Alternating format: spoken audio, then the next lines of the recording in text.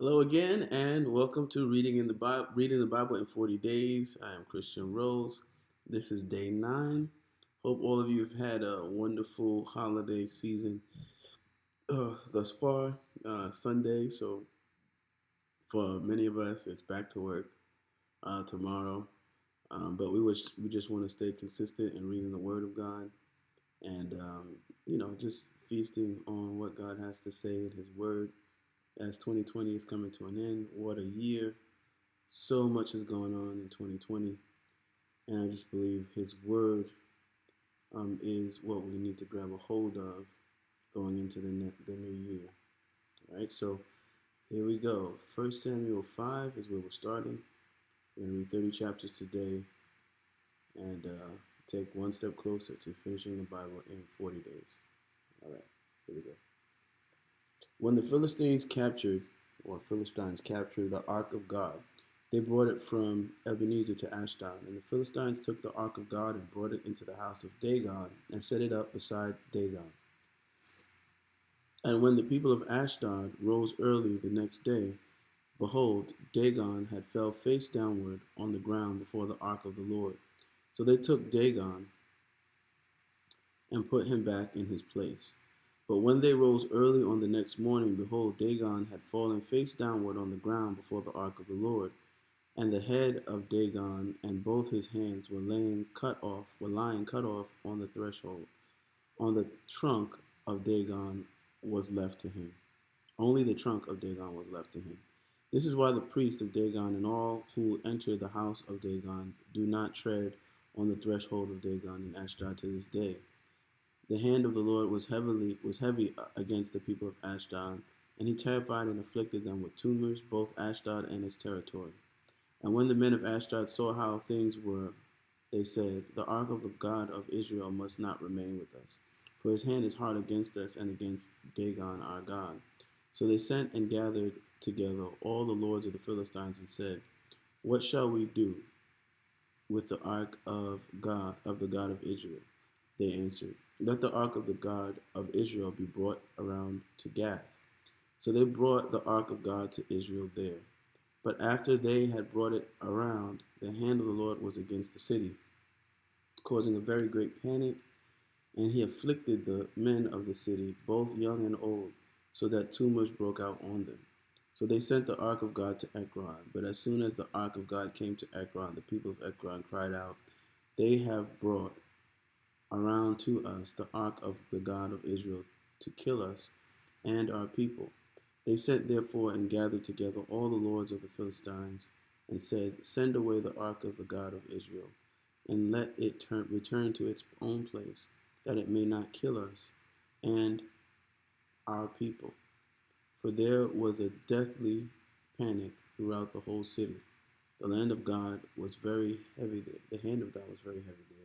The men who did not die were struck with tumors, and the cry of the city went up to heaven.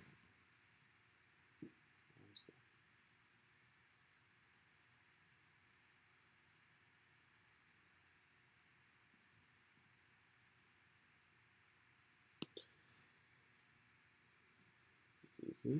1 Samuel 6. The ark of the Lord was in the country of the Philistines 7 months. And the Philistines called for the priests of the diviners and said, what shall we do with the ark of the Lord? Tell us with what we shall send it to its place. They said, if you send away the ark of the God of Israel, do not send it empty, but by all means return him a guilt offering. Then you will be healed, and it will be known to you why his hand does not turn away from you. And they said, what is the guilt offering that we shall return to him? They answered, 5 golden tumors and 5 golden mice, according to the number of the lords of the Philistines, for the same plague was on all of you and on your lords. So you must make images of your tumors and images of your mice that ravage the land, and give glory to the God of Israel. Perhaps he will lighten his hand from off you and your gods and your land. Why should you harden your hearts as the Egyptians and Pharaoh hardened their hearts, after he had dealt severely with them? Did they not send the people away, and they departed? Now then, take up and prepare a new cart and 2 milk cows on which there has never come a yoke, and yoke the cows to the cart, but take their calves home away from them. And take the ark of the Lord and place it on the cart, and put it in a box at its side the figures of gold, which you are returning to him as a guilt offering. Then send it off and let it go to its way.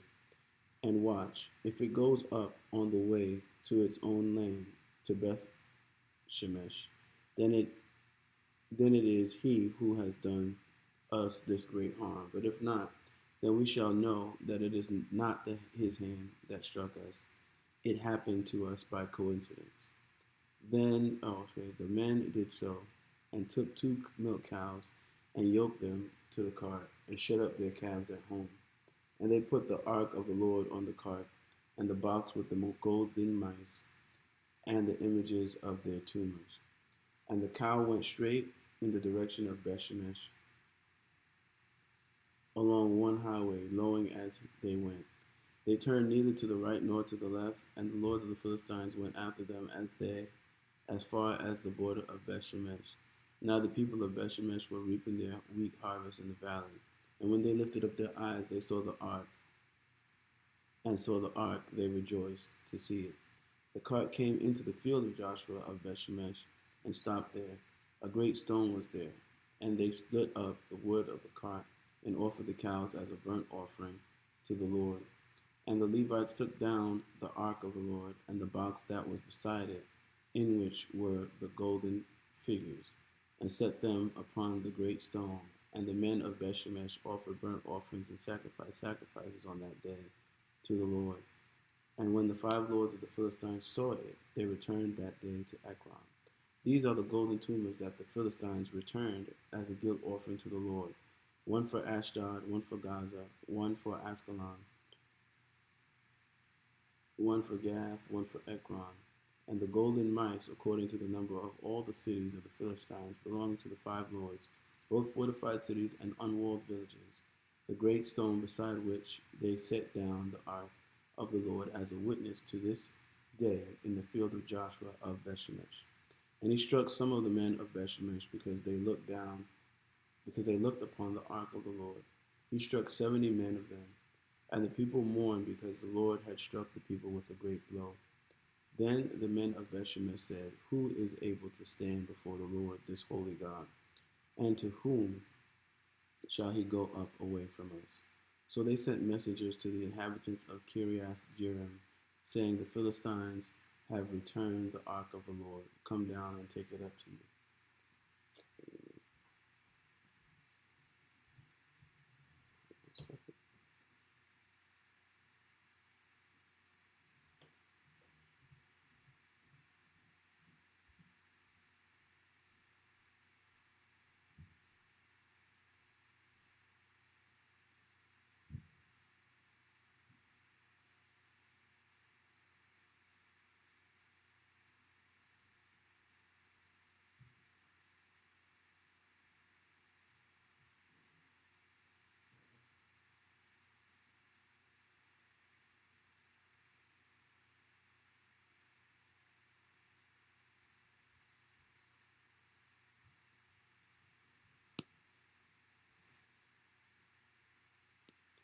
And the men of Kiriath Jearim came and took up the ark of the Lord and brought it to the house of Abinadab on the hill.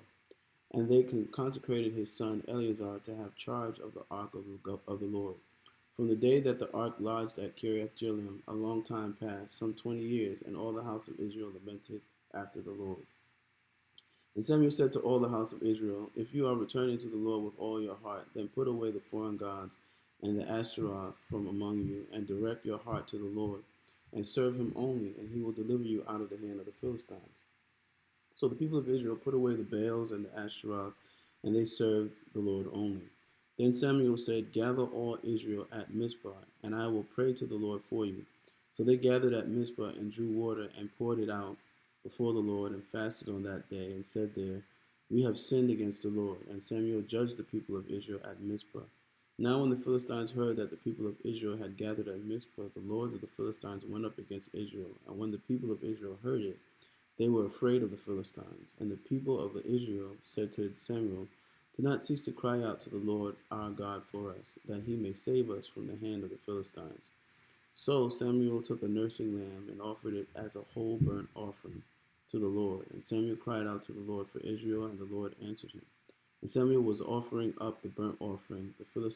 As Samuel was offering up the burnt offering, the Philistines drew near to attack Israel. But the Lord thundered with a mighty sound that day against the Philistines and threw them into confusion, and they were routed before Israel. And the men of Israel went out of Mizpah and pursued the Philistines and struck them as far as below Bethkar. Then Samuel took a stone and set it up between Mizpah and Shen, and called its name Ebenezer, for he said, "Till now the Lord has helped us." So the Philistines were subdued and did not again enter into the territory of Israel. And the hand of the Lord was against the Philistines all the days of Samuel. The cities that the Philistines had taken from Israel were restored to Israel from Ekron to Gath, and Israel delivered their territory from the hand of the Philistines. There was peace also between Israel and the Amorites. Samuel judged Israel all the days of his life, and he went on a circuit year by year to Bethel, Gilgal, and Mizpah, and he judged Israel in all these places. Then he would return to Ramah, for his home was there, and there also he judged Israel, and he built there an altar to the Lord.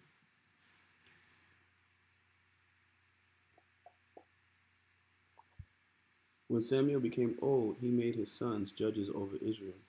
The name of his firstborn was Joel, and the name of his second Abijah. They were judges in Beersheba. Yet his sons did not walk in his ways, but turned aside after gain. They took bribes and perverted justice. Then all the elders of Israel gathered together and came to Samuel at Ramah, and said to him, "Behold, you are old, and your sons do not walk in your ways. Now appoint for us a king to judge us like all the nations." But the thing displeased Samuel when they said, "Give us a king to judge us." And Samuel prayed to the Lord. And the Lord said to Samuel, "Obey the voice of the people in all that they say to you. For they have not rejected you, but they have rejected me from being king over them, according to all the deeds that they have done from the day I brought them up out of Egypt, even to this day, forsaking me and serving other gods, so they are also doing to you. Now then, obey their voice. Only you shall solemnly warn them, and show them the ways of, of the king who shall reign over them." So Samuel told all the words of the Lord to the people who were asking for a king from him. He said, "These will be the ways the king who will reign over you. This will be the ways of the king who will reign over you. He will take your sons and appoint them to his chariots and to be his horsemen and to run before his chariots. And he will appoint for himself commanders of thousands and commanders of fifties, and some to plow his ground and to reap his harvest and to make his implements of war and the equipment of his chariots. He will take your daughters to be perfumers and cooks and bakers. He will take the best of your fields and vineyards and olive orchards and give them to his servants. He will take the tenth of your grain and of your vineyards and give it to his officers and to his servants. He will take your male servants and female servants and the best of your young men and your donkeys and put them to his work. He will take the tenth of your flocks, and you shall be his slaves. And in that day you will cry out because of your king, whom you have chosen for yourselves, but the Lord will not answer you in that day. But the people refused to obey the voice of Samuel, and they said, "No, but there shall be a king over us, that we also may be like all the nations, and that our king may judge us and go out before us and fight our battles." And when Samuel had heard all the words of the people, he repeated them in the ears of the Lord. And the Lord said to Samuel, "Obey their voice and make them a king." Samuel said to the men of Israel, "Go every man to his city." There was a man of Benjamin whose name was Kish, the son of Abiel, son of Zeror, son of Bechorath, son of Aphiah, a Benjamite, a man of wealth. And he had a son whose name was Saul, a handsome young man. There was not a man among the people of Israel more handsome than he. From his shoulders upward, he was taller than any of the people. Now the donkeys of Kish, Saul's father, were lost. So Kish said to Saul, his son, take one of the young men with you, and arise, go and look for the donkeys. And he passed through the hill country of Ephraim, and passed through the land of Shalisha, but they did not find them. And they passed through the land of Shalem, but they were not there. Then they passed through the land of Benjamin, but did not find them. When they came to the land of Zuph, Saul said to his servant who was with him, come, let us go back, lest my father cease to care about the donkeys and become anxious about us. But he said to him, behold, there is a man of God in this city, and he is a man who is held in honor. All that he says comes true. So now let us go there. Perhaps he can tell us the way we should go. Then Saul said to his servant, but if we go, what can we bring the man? For the bread is in our sack. The bread in our sacks is gone, and there is no present to bring to the man of God. What do we have? The servant answered Saul again, here I have with me a quarter of a shekel of silver, and I will give it to the man of God to tell us our way. Formerly in Israel, when a man went to inquire of God, he said, come, let us go to the seer. For that's prophet. For today's prophet was formerly called a seer. And Saul said to his servant, well said, come, let us go. So they went to the city where the man of God was. As they went up the hill to the city, they met young women coming out to draw water, and said to them, is the seer here? They answered, he is. Behold, he is just ahead of you. Hurry, he has come just now to the city, because the people have a sacrifice today on the high place. As soon as you enter the city, you will find him, before he goes up to the high place to eat. For the people will not eat till he comes, since he must bless the sacrifice. Afterward, those who are invited will eat. Now go up, for you will meet him immediately. So they went up to the city. As they were entering the city, they saw Samuel coming out toward them on his way up to the high place. Now the day before Saul came, the Lord had revealed to Samuel, tomorrow about this time I will send to you a man from the land of Benjamin, and you shall anoint him to be prince over my people Israel. He shall save my people from the hand of the Philistines, for I have seen my people, because their cry has come to me. When Samuel saw Saul, the Lord told him, here is the man of whom I spoke to you. He it is who shall restrain my people. Then Saul approached Samuel in the gate and said, tell me, where is the house of the seer? Samuel answered Saul, I am the seer. Go up before me to the high place, for today you shall eat with me, and in the morning I will let you go, and will tell you all that is in your mind. As for your donkeys, they were lost 3 days ago. Do not set your mind on them, for they have been found. And for whom is all that is desirable in Israel? Is it not for you and for all your father's house? Saul answered, am I not a Benjamite from the least of the tribes of Israel? And is not my clan the humblest of all the clans of the tribe of Benjamin? Why then have you spoken to me in this way? Then Samuel took Saul and his young man and brought them into the hall, and gave them a place at the head of those who had been invited, who were about 30 persons. And Samuel said to the cook, bring the portion I gave you, of which I said to you, put it aside. So the cook took up the leg and what was on it, and set them before Saul. And Samuel said, see, what was kept is set before you. Eat, because it was kept for you until the hour appointed, that you might eat with the guests. So Saul ate with Samuel that day.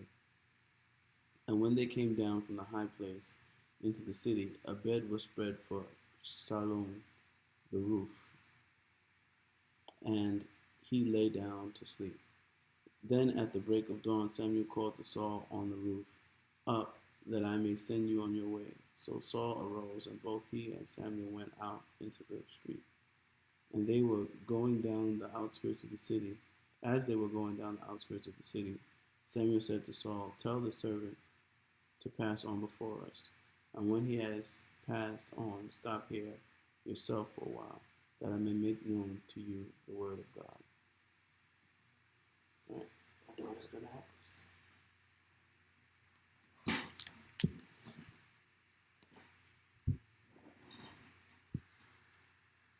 Then Samuel took a flask of oil and poured it on his head and kissed him and said, Has not the Lord anointed you to be prince over his people Israel? And you shall regain over the people of the Lord, and you will save them from the hand of their surrounding enemies. And this shall be the sign to you that the Lord has anointed you to be prince over his heritage. When you depart from me today, you will meet two men by Rachel's tomb in the territory of Benjamin at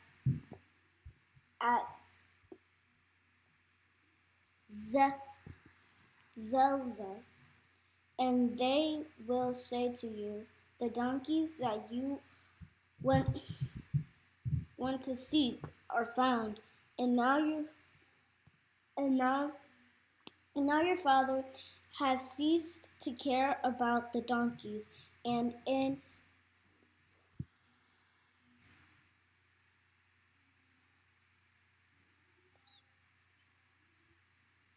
an auction about you, saying, What shall I do after my son?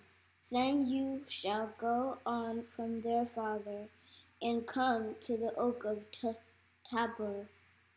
3 men going up to God at Bethel will meet you there, one carrying 3 young goats, another carrying 3 loaves of bread, and another carrying a skin of wine. And they will greet you and give you 2 loaves of bread, which you shall accept from their hand. After that, you shall come to Gibbeth Elohim, where there is a congregation of the Philistines, and there, as soon as you come to the city, you will meet a group of prophets coming down from the high place with harp, tambourine, flute, and lyre before them, prophesying. Then the Spirit of the Lord will rush upon you, and you will prophesy with them, and be turned into another man. Now when these signs meet you, do what your hand find to do, for God is with you. Then go down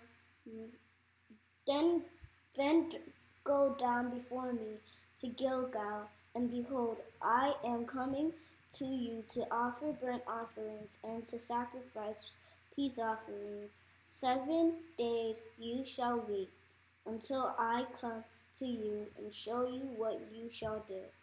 When he turned his back to leave Samuel, God gave him another heart, and all these signs came to pass that day. When they came to Gibeah, behold, a group of prophets met him, and the Spirit of the Lord of God rushed upon him, and he prophesied among them.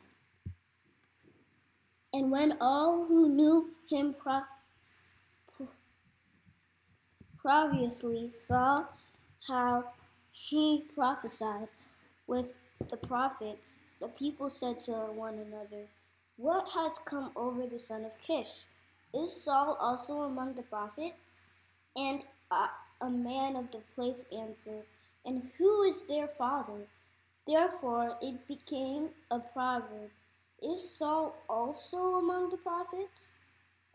When he had finished prophesying, he came to the high place. Saul's uncle said to him and to his servants, Where do you go?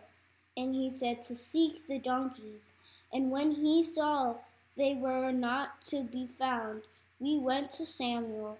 And Saul's uncle said, Please tell me what Samuel said to you. And Saul said to his uncle, "He told us plainly that the donkeys has been found. But about the matter of the kingdom of which Samuel had spoken, he did not tell tell him anything."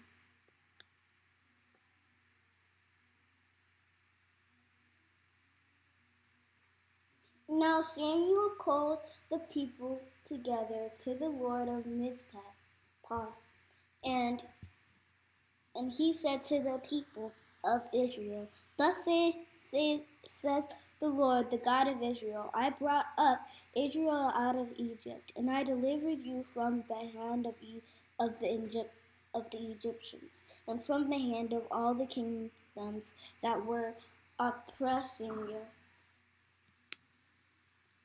But today you have rejected your God, who saves you from all your calamites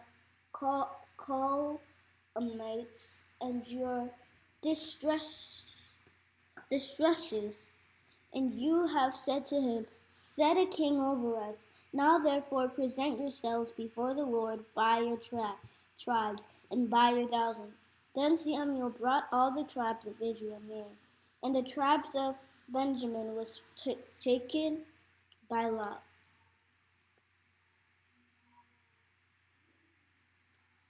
He brought the tribe of Benjamin nearby it by its clans, and the clan of the Machirites was taken by lot, and Saul the son of Kish was taken by lot. But when they sought him, he could not be found. So they inquired again of the Lord, "Is there a man still to come?" And the Lord said, "Behold, he has hidden himself beyond among the baggage." Then they ran and took him from there, and when he stood among the people, he was taller than any of the people from his shoulders upward. And Samuel said to all the people, "Do you see him whom the Lord has chosen? There is none like him, all the people, him among all the people." And all the people shouted, "Long live the king!" Then Samuel told the people the rights and duties of the kingship, and he wrote them in a book and laid it up before the Lord. Then Samuel sent all the people away, each one to his home. Saul also went to his home at Gibeah, and with him went men of valor, whose hearts God had touched. But some worthless fellow said, "How can this man save us?" And they despised him and brought him no present, but he held his peace.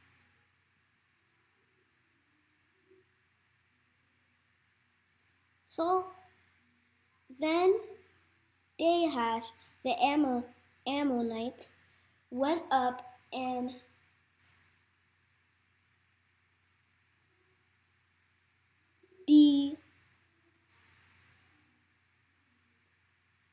besieged Jabesh Gilead, and all the men of Jabesh said to Nahash, "Make a treaty with us, and we will serve you."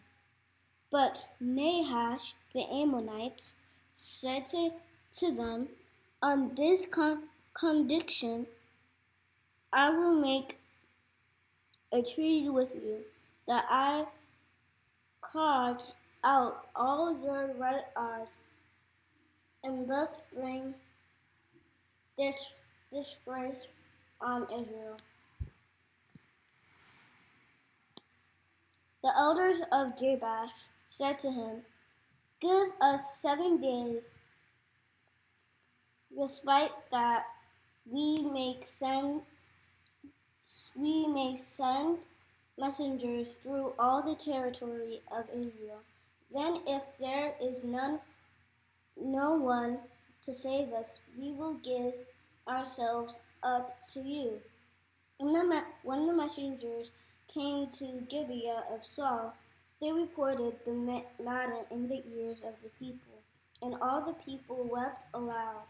Now behold, Saul was coming from the field behind the oxen, and Saul said, "What is wrong with the people, that they are weeping?" So they told him the news of the men of Jabesh. And the Spirit of God rushed upon Saul when he heard these words, and his anger was greatly kindled. He took a yoke of oxen and cut them in pieces, and sent them throughout all the territory of Israel by the hand of messengers, saying,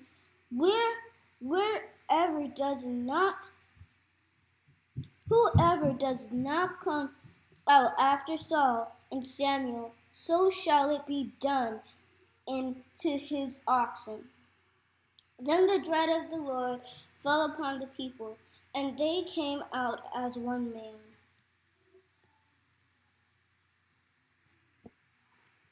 When he mustered them at Bezek, the people of Israel were 300,000, and the men of Judah 30,000.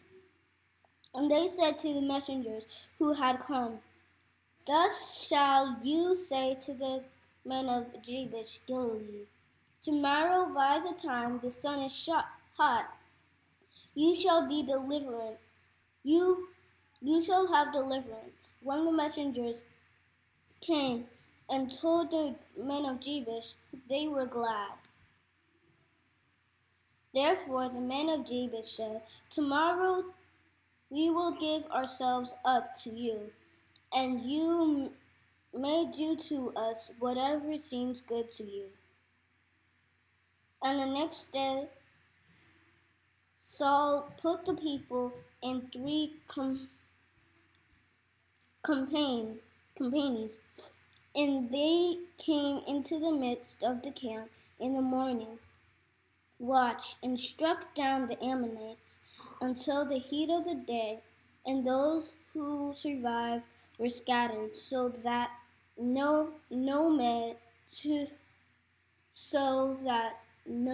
two of them were left together. Then the people said to Samuel, Who is it that said, Shall Saul regain over us? Bring them in, that we may put them to death.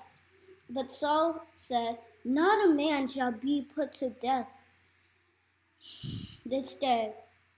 For today the Lord has worked salvation in Israel.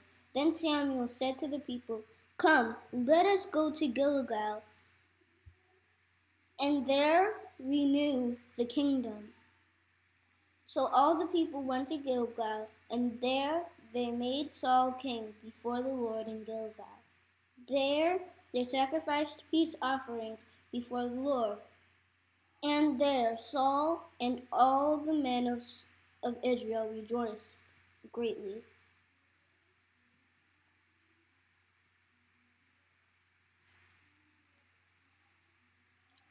And Samuel said to all Israel, Behold, I have obeyed your voice in all that you have said to me, and I have made a king over you.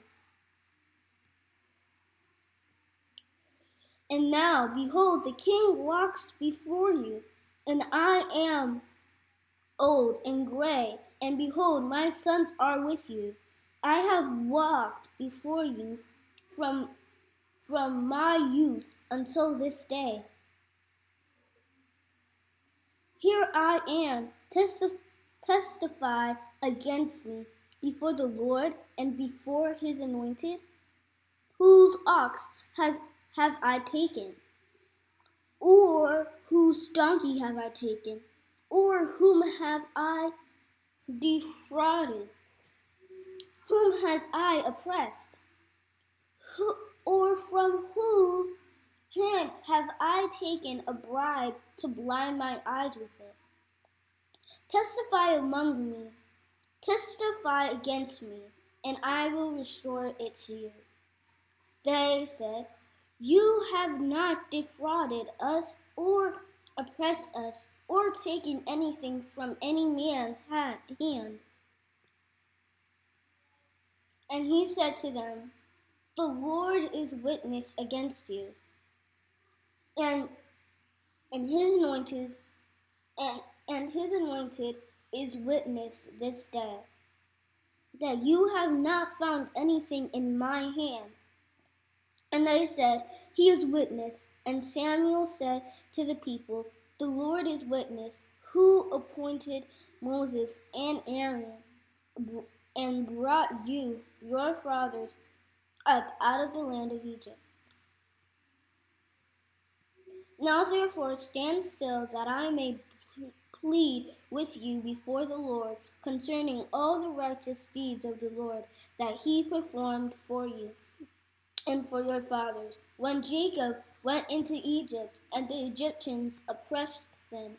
Then your fathers cried out to the Lord, and the Lord sent Moses and Aaron, who brought your fathers out of Egypt, and made them dwell in this place.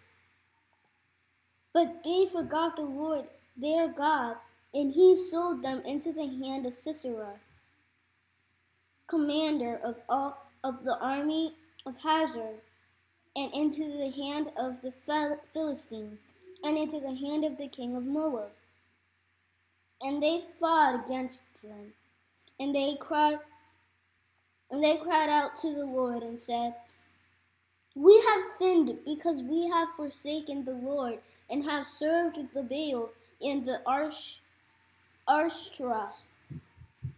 But now deliver us out of the hand of our enemies, that we may serve you.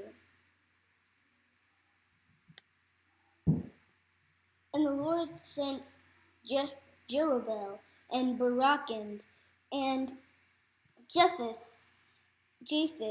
and Samuel, and delivered you out of the hand of your enemies on every side, and you lived in safety.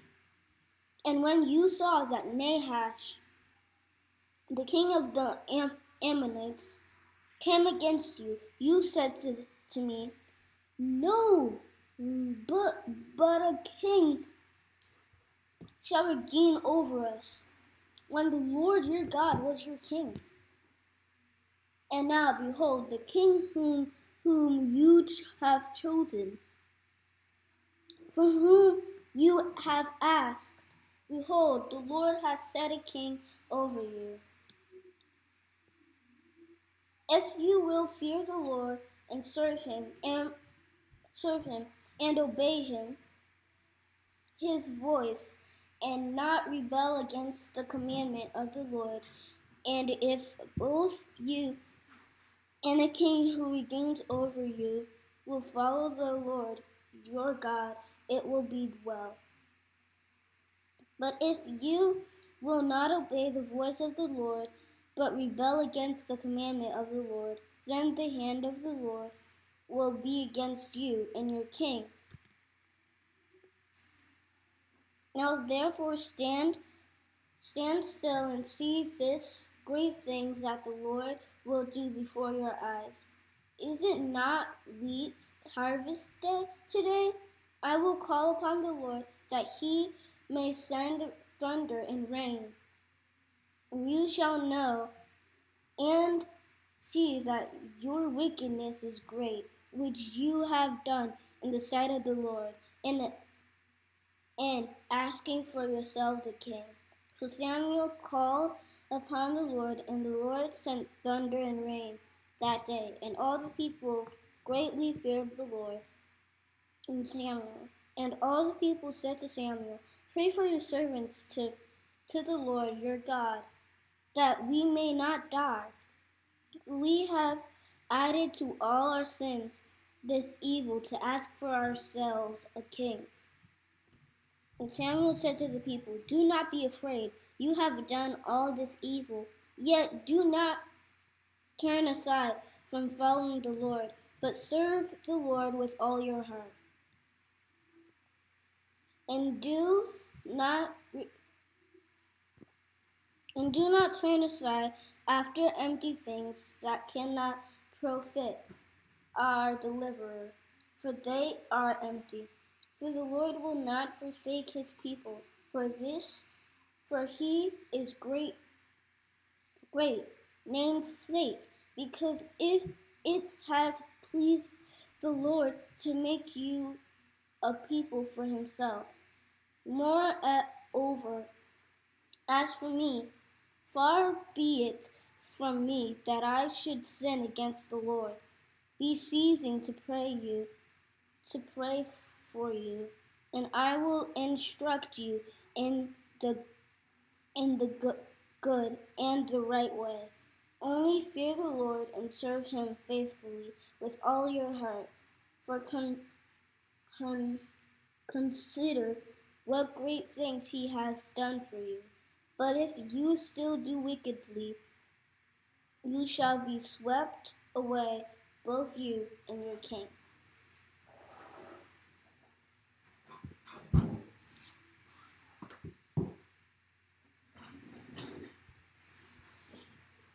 Okay.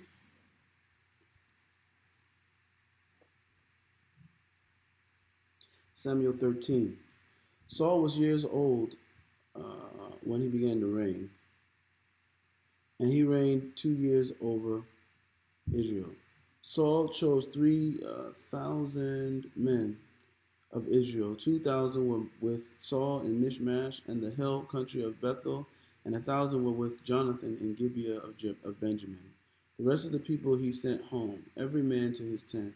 Jonathan defeated the garrison of the Philistines that was at Gibeah, and the Philistines heard of it, and Saul blew the trumpet throughout all the land, saying, "Let the Hebrews hear." And all Israel heard it said that Saul had defeated the garrison of the Philistines, and also that Israel had become a stench to the Philistines. And the people were called out to join Saul at Gilgal. And the Philistines mustered to fight with Israel 30,000 chariots and 6,000 horsemen, and troops like the sand on the seashore in multitude. They came up and encamped at Michmash to the east of Bethaven. When the men of Israel saw that they were in trouble, for the people were hard pressed, the people hid themselves in caves and in holes and in rocks and in tombs and in cisterns.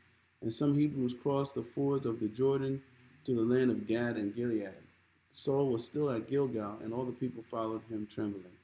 He waited 7 days, the time appointed by Saul, but Samuel did not come to Gilgal, and the people were scattered from him. So Saul said, "Bring the burnt offering here to me, and the peace offerings." And he offered the burnt offering. As soon as he had finished offering the burnt offering, behold, Samuel came, and Saul went out to meet him and greet him. Samuel said, "What have you done?" And Saul said, "When I saw that the people were scattered from me, and that you did not come within the days appointed, and that the Philistines had mustered at Michmash, I said, now the Philistines will come down against me at Gilgal, and I have not sought the favor of the Lord. So I forced myself and offered the burnt offering." And Samuel said to Saul, "You have done foolishly. You have not kept the commandment of the Lord your God, and with which he commanded you. For then the Lord would have established a kingdom over Israel forever. But now your kingdom shall not continue. The Lord has sought out a man after his own heart, and the Lord has commanded him to be prince over his people, because you have not kept what the Lord commanded you." And Samuel arose and went up from Gilgal, and the rest of the people went up after Saul to meet the army. They went up from Gilgal to Gibeah of Benjamin, and Saul numbered the people who were present with him, about 600 men. And Saul and Jonathan his son and the people who were present with him stayed at Gibeah of Benjamin, but the Philistines encamped at Michmash. And raiders came out of the camp of the Philistines in 3 companies. One company turned toward Ophrah to the land of Shual, and another company turned toward Bethoron, and another company turned toward the border that looks down on the valley of Zeboim toward the wilderness. Now there was no blacksmith to be found throughout all the land of Israel. For the Philistines said, lest the Hebrews make themselves swords or spears. But every one of the Israelites went down to the Philistines to sharpen his plowshare, his mattock, his axe, or his sickle. And the charge was 2/3 of a shekel for the plowshares and for the mattocks, and 1/3 of a shekel for sharpening the axes and for setting the goads. So on the day of the battle there was neither sword nor spear found in the hand of any of the people with Saul and Jonathan, but Saul and Jonathan his son had them. And the garrison of the Philistines went out to pass of Michmash. One day Jonathan the son of Saul said to the young man who carried his armor, come, let us go over to the Philistines' garrison on the other side. But he did not tell his father. Saul was staying in the outskirts of Gibeah in the pomegranate cave at Migron. The people who were with him were about 600 men, including Ahijah the son of Ahitub, Ichabod's brother, son of Phinehas, son of Eli, the priest of the Lord in Shiloh, wearing an ephod. And the people did not know that Jonathan had gone.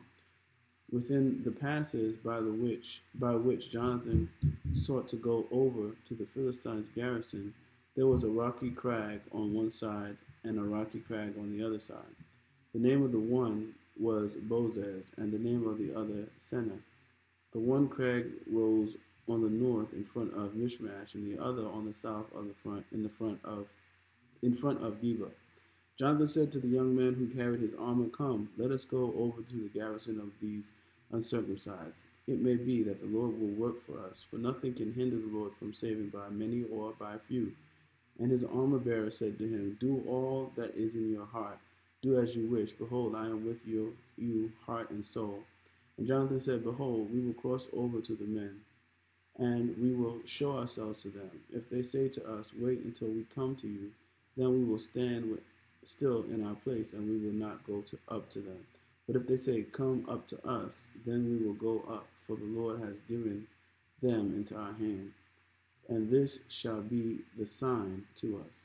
So both of them showed themselves to the garrison of the Philistines, and the Philistines said, look, Hebrews are coming out of the holes where they have hidden themselves. And the men of the garrison hailed Jonathan and his armor bearer and said, come up to us, and we will show you a thing. And Jonathan said to his armor bearer, come up after me, for the Lord has given them into the hand of Israel. Then Jonathan climbed up on his hands and feet, and his armor bearer after him, and they fell before Jonathan, and his armor bearer killed them after him. And that first strike with which Jonathan and his armor bearer made killed about 20 men.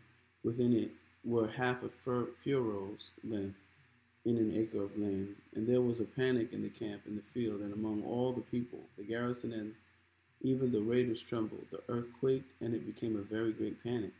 And the watchmen of Saul and Gibeah of Benjamin looked, and behold, the multitude was dispersing here and there. Then Saul said to the people who were with him, count and see who has gone from us. And when they had counted, behold, Jonathan and his armor bearer were not there. So Saul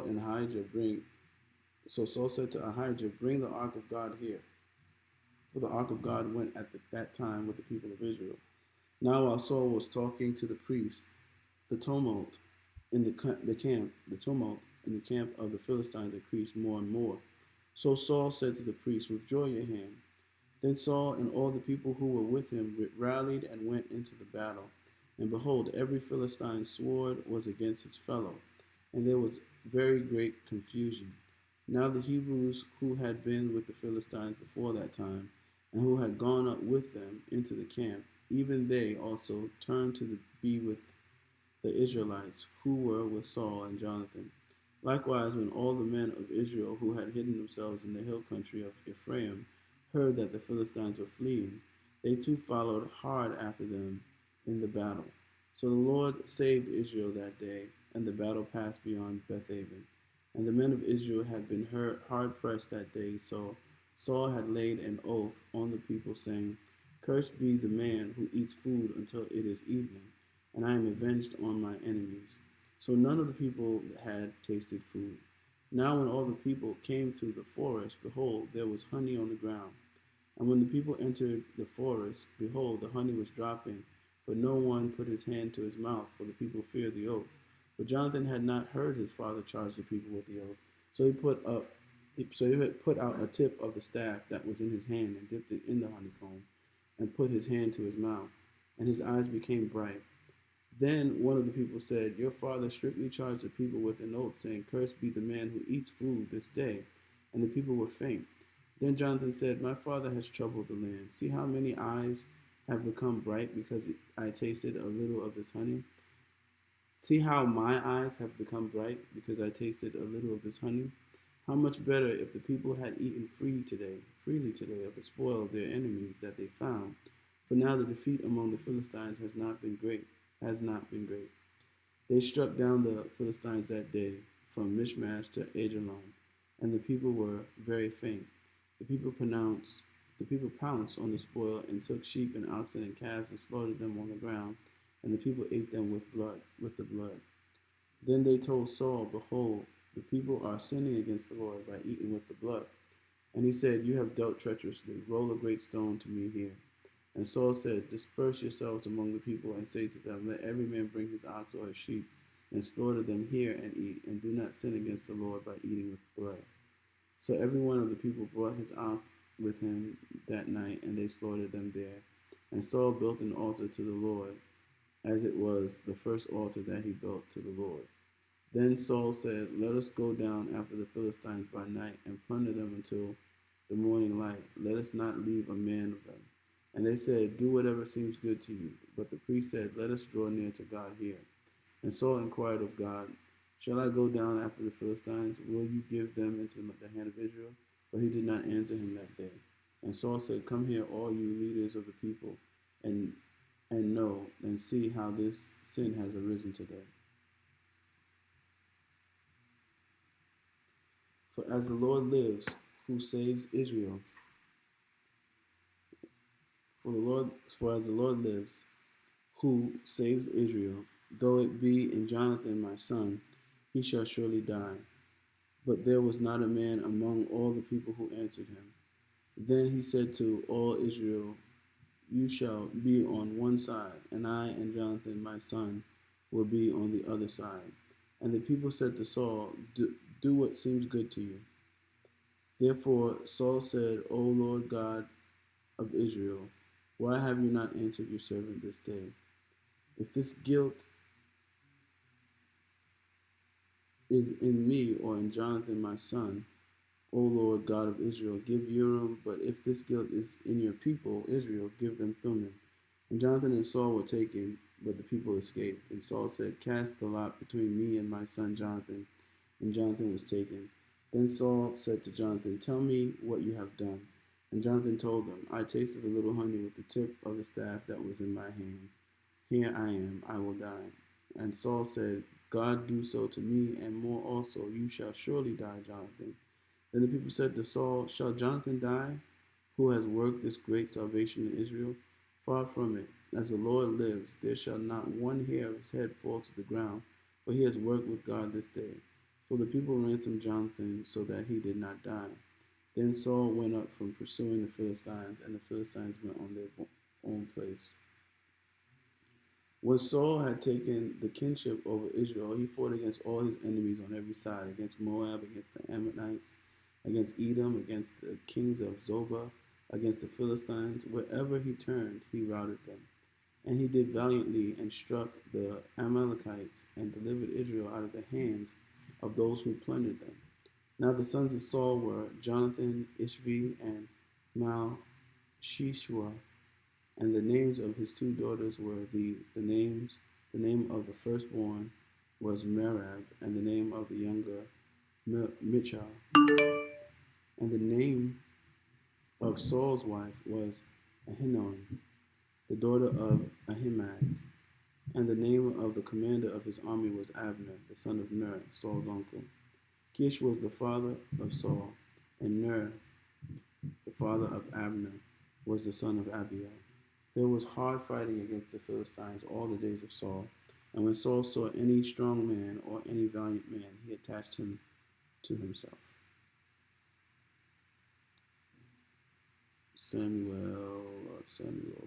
First Samuel 15.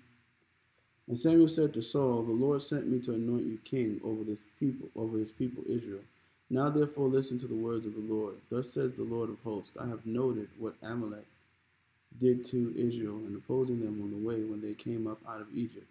Now go and strike Amalek and devote to destruction all that they have. Do not spare them, but kill both men and women, child and infant, ox and sheep, camel and donkey." So Saul summoned the people and numbered them in Telaim, 200,000 men on foot, and 10,000 men of Judah. And Saul came to the city of Amalek and lay in wait in the valley. Then Saul said to the Kenites, Depart, go down from among the Amalekites, lest I destroy you with them. For you showed kindness to all the people of Israel when they came up out of Egypt. So the Kenites departed from among the Amalekites. And Saul defeated the Amalekites from Havilah as far as Shur, which is east of Egypt. And he took Agag, the king of the Amalekites, alive, and devoted to destruction all the people with the edge of the sword. But Saul and the people spared Agag and the best of the sheep and of the oxen and of the fattened calves and the lambs and all that was good, and would not utterly destroy them. All that was despised and worthless they devoted to destruction. The word of the Lord came to Samuel, I regret that I have made Saul king, for he has turned back from following me and has not performed my commandments. And Samuel was angry, and he cried to the Lord all night. And Samuel rose early to meet Saul in the morning, and it was told Samuel, Saul came to Carmel, and behold, he set up a monument for himself, and turned and passed on, and went down to Gilgal. And Samuel came to Saul, and Saul said to him, Blessed be you to the Lord, I have performed the commandment of the Lord. And Samuel said, What then is this bleating of sheep in my ears, and the lowing of the oxen that I hear? Saul said, They have brought them from the Amalekites, for the people spared the best of the sheep and of the oxen to sacrifice to the Lord your God, and the rest we have devoted to destruction. Then Samuel said to Saul, Stop, I will tell you what the Lord said to me this night. And he said to him, Speak. And Samuel said, Though you are little in your own eyes, are you not the head of the tribes of Israel? The Lord anointed you king over Israel. And the Lord sent you on a mission and said, Go devote to destruction the sinners, the Amalekites, and fight against them until they are consumed. Why then did you not obey the voice of the Lord? Why did you pounce on the spoil and do what was evil in the sight of the Lord? And Saul said to Samuel, I have obeyed the voice of the Lord. I have gone on the mission on which the Lord sent me. I have brought Agag, the king of Amalek, and I have devoted the Amalekites to destruction. But the people took the spoil of the sheep and oxen, the best of the things devoted to destruction, to sacrifice to the Lord your God in Gilgal. And Samuel said, Has the Lord as great delight in burnt offerings and sacrifices as in obeying the voice of the Lord? Behold, to obey is better than sacrifice, and to listen than the fat of rams. For rebellion is as the sin of divination, and presumption is as iniquity and adultery. Because you have rejected the word of the Lord, he has also rejected you from being king. Saul said to Samuel, I have sinned, for I have transgressed the commandment of the Lord and your words, because I feared the people and obeyed their voice. Now therefore, please pardon my sin and return with me, that I may worship the Lord. And Samuel said to Saul, I will not return with you, for you have rejected the word of the Lord, and the Lord has rejected you from being king over Israel. As Samuel turned to go away, Saul seized the skirt of his robe, and it tore. And Samuel said to him, The Lord has torn the kingdom of Israel from you this day, and has given it to a neighbor of yours, who is better than you. And also the glory of Israel will not lie or have regret, for he is not a man that he should have regret. Then he said, I have sinned, yet honor me now before the elders of my people and before Israel, and return with me, that I may bow before the Lord your God. So Samuel turned back after Saul, and Saul bowed before the Lord. Then Samuel said, Bring here to me Agag, the king of the Amalekites. And Agag came to him cheerfully. Agag said, Surely the bitterness of death is past. And Samuel said, As your sword has made women childless, so shall your mother be childless among women. And Samuel hacked Agag to pieces before the Lord in Gilgal. Then Samuel went to Ramah, and Saul went up to his house in Gibeah of Saul. And Samuel did not see Saul again until the day of his death. But Samuel grieved over Saul, and the Lord regretted that he had made Saul king over Israel.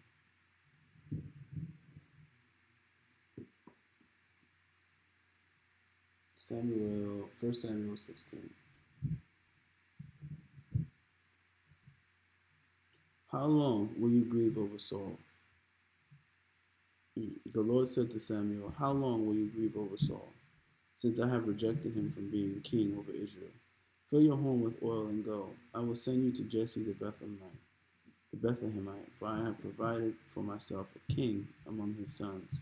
And Samuel said, how can I go? If Saul hears it, he will kill me. And the Lord said, take a heifer with you and say, I have come to sacrifice to the Lord. And invite Jesse to the sacrifice, and I will show you what you shall do. And you shall anoint for me him whom I declare to you.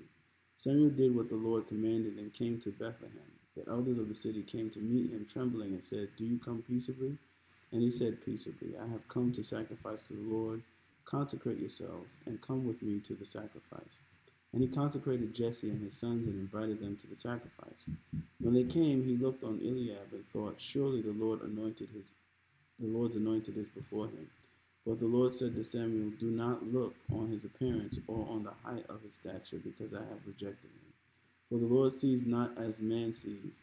Man looks on the outward appearance, but the Lord looks on the heart. Then Jesse called Abinadab and made him pass before Samuel, and he said, neither has the Lord chosen this one. Then Jesse made Shammah pass by, and he said, neither has the Lord chosen this one. And Jesse made 7 of his sons pass before Samuel, and Samuel said to Jesse, the Lord has not chosen these. Then Samuel said to Jesse, are all your sons here? And he said, there remains yet the youngest, but behold, he is keeping the sheep. And Samuel said to Jesse, send and get him, for we will not sit down till he comes here. And he sent and brought him. Now he was ruddy and had beautiful eyes and was handsome. And the Lord said, arise, anoint him, for this is he. And Samuel took the horn of oil and anointed him in the midst of his brothers. And the Spirit of the Lord rushed upon David from that day forward. And Samuel rose up and went to Ramah. Now the Spirit of the Lord departed from Saul, and a harmful spirit from the Lord tormented him. And Saul's servants said to him, behold, now a harmful spirit from God is tormenting you. Let our Lord now command your servants who are before you to seek out a man who is skillful in playing the lyre. And when the harmful spirit from God is upon you, he will play it, and you will be well. So Saul said to his servants, provide for me a man who can play well, and bring him to me. One of the young men answered, behold, I have seen a son of Jesse the Bethlehemite, who is skillful in playing, a man of valor, a man of war, prudent in speech, and a man of good presence, and the Lord is with him. Therefore Saul sent messengers to Jesse and said, send me David your son, who is with the sheep. And Jesse took a donkey laden with bread, and a skin of wine, and a young goat, and sent them by David his son to Saul. And David came to Saul and entered his service. And Saul loved him greatly, and he became his armor-bearer. And Saul sent to Jesse, saying, let David remain in my service, for he has found favor in my sight. And whenever the harmful spirit from God was upon Saul, David took the lyre and played it with his hand. So Saul was refreshed and was well, and the harmful spirit departed from him. 1 Samuel 17.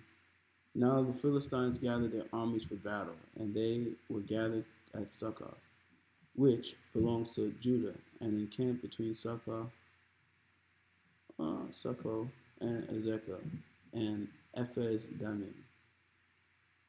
And Saul and the men of Israel were gathered and encamped in the valley of Elah, and drew up in line of battle against the Philistines. And the Philistines stood on the mountain on the one side, and Israel stood on the mountain on the other side, with a valley between them.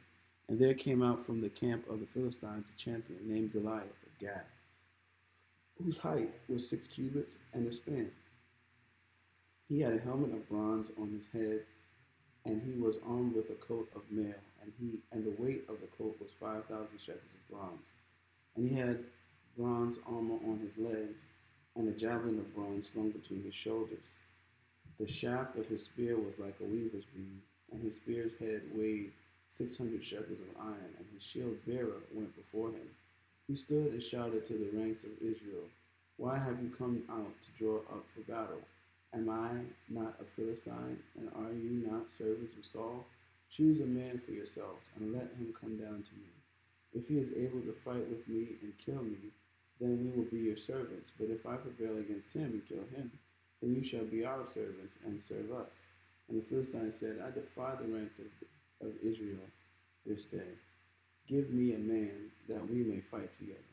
When Saul and all Israel heard these words of the Philistine, they were dismayed and greatly afraid. Now David was the son of an Ephrathite of Bethlehem in Judah, named Jesse, who had 8 sons. In the days of Saul, the man was already old and advancing years.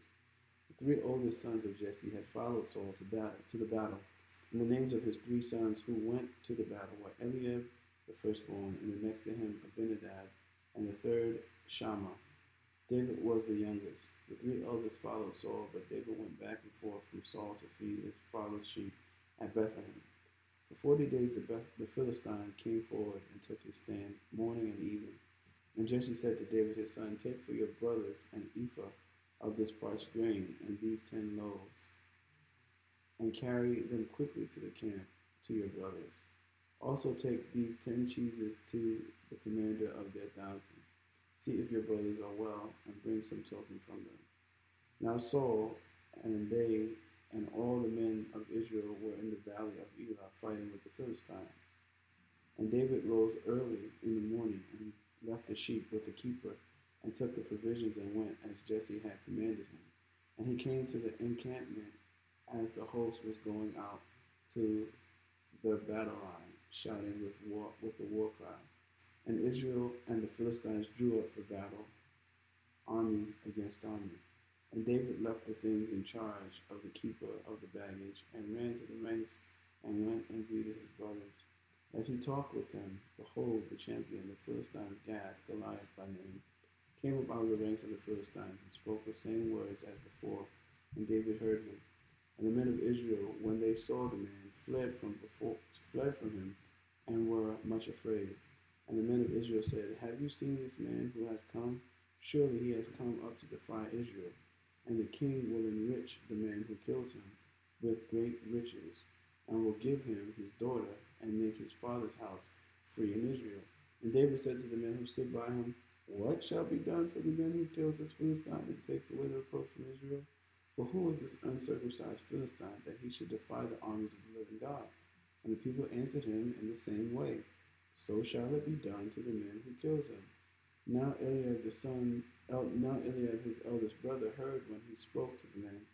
And Eliab's anger was kindled against David, and he said, "Why have you come down? And with whom have you left those few sheep in the wilderness? I know your presumption and the evil of your heart, for you have come down to see the battle." And David said, "What have I done now? What it not but a word?" And he turned away from him toward another, and spoke in the same way, and the people answered him again as before. When the words that David spoke were heard, they repeated them before Saul, and he sent for him. And David said to Saul, "Let no man's heart fail because of him. Your servant will go and fight with this Philistine." And Saul said to David, "You are not able to go against this Philistine to fight with him, for you are but a youth, and he has been a man of war from his youth." But David said to Saul, "Your servant used to keep sheep for his father. And when there came a lion or a bear, and took a lamb from the flock, I went after him and struck him and delivered it out of his mouth. And if he arose against me, I caught him by his beard and struck him and killed him. Your servant has struck down both lions and bears, and this uncircumcised Philistine shall be like one of them, for he has defied the armies of the living God." And David said, "The Lord who delivered me from the paw of the lion and from the paw of the bear will deliver me from the hand of this Philistine." And Saul said to David, "Go, and the Lord be with you." Then Saul clothed David with his armor. He put a helmet of bronze on his head, and clothed him with a coat of mail. And David strapped his sword over his armor, and he tried in vain to go, for he had not tested them. Then David said to Saul, I cannot go with these, for I have not tested them. So David put them off. Then he took his staff in his hand and chose 5 smooth stones from the brook and put them in his shepherd's pouch. His sling was in his hand, and he approached the Philistine. And the Philistine moved forward and came near to David, with his shield bearer in front of him. And when the Philistine looked at and saw David, he disdained him, for he was but a youth, ruddy and handsome in appearance. And the Philistine said to David, Am I a dog, that you come to me with sticks? And the Philistine cursed David by his gods. The Philistine said to David, Come to me, and I will give your flesh to the birds of the air, and to the beasts of the field. Then David said to the Philistine, You come to me with a sword and with a spear and with a javelin, but I come to you in the name of the Lord of hosts, the God of the armies of Israel, whom you have defiled. This day the Lord will deliver you into my hand, and I will strike you down and cut off your head. And I will give the dead bodies of the host of the Philistines this day to the birds of the air and to the wild beasts of the earth, that all the earth may know that there is a God in Israel, and that all this assembly may know that the Lord saves not with sword and spear. So the battle is the Lord's, and he will give you into our hand.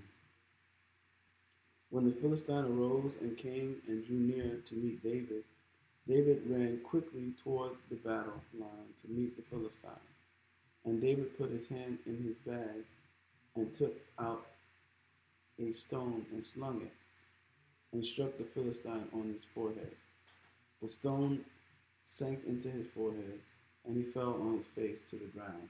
So David prevailed over the Philistine with a sling and with a stone, and struck the Philistine and killed him. There was no sword in the hand of David. Then David ran and stood over the Philistine and took his sword and drew it out of its sheath and killed him and cut off his head with it.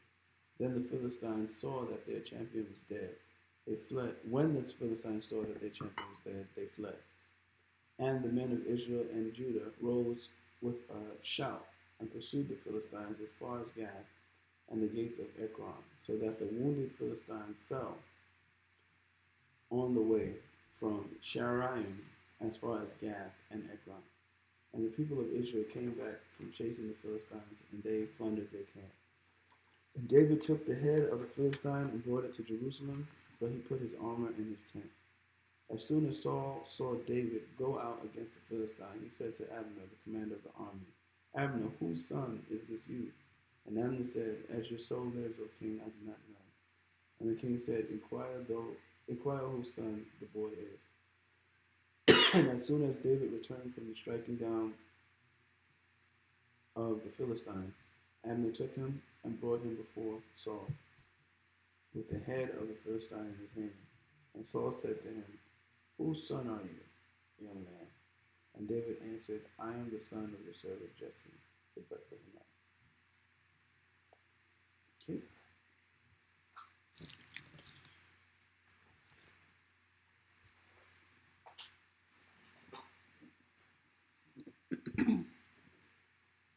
1 Samuel chapter 18.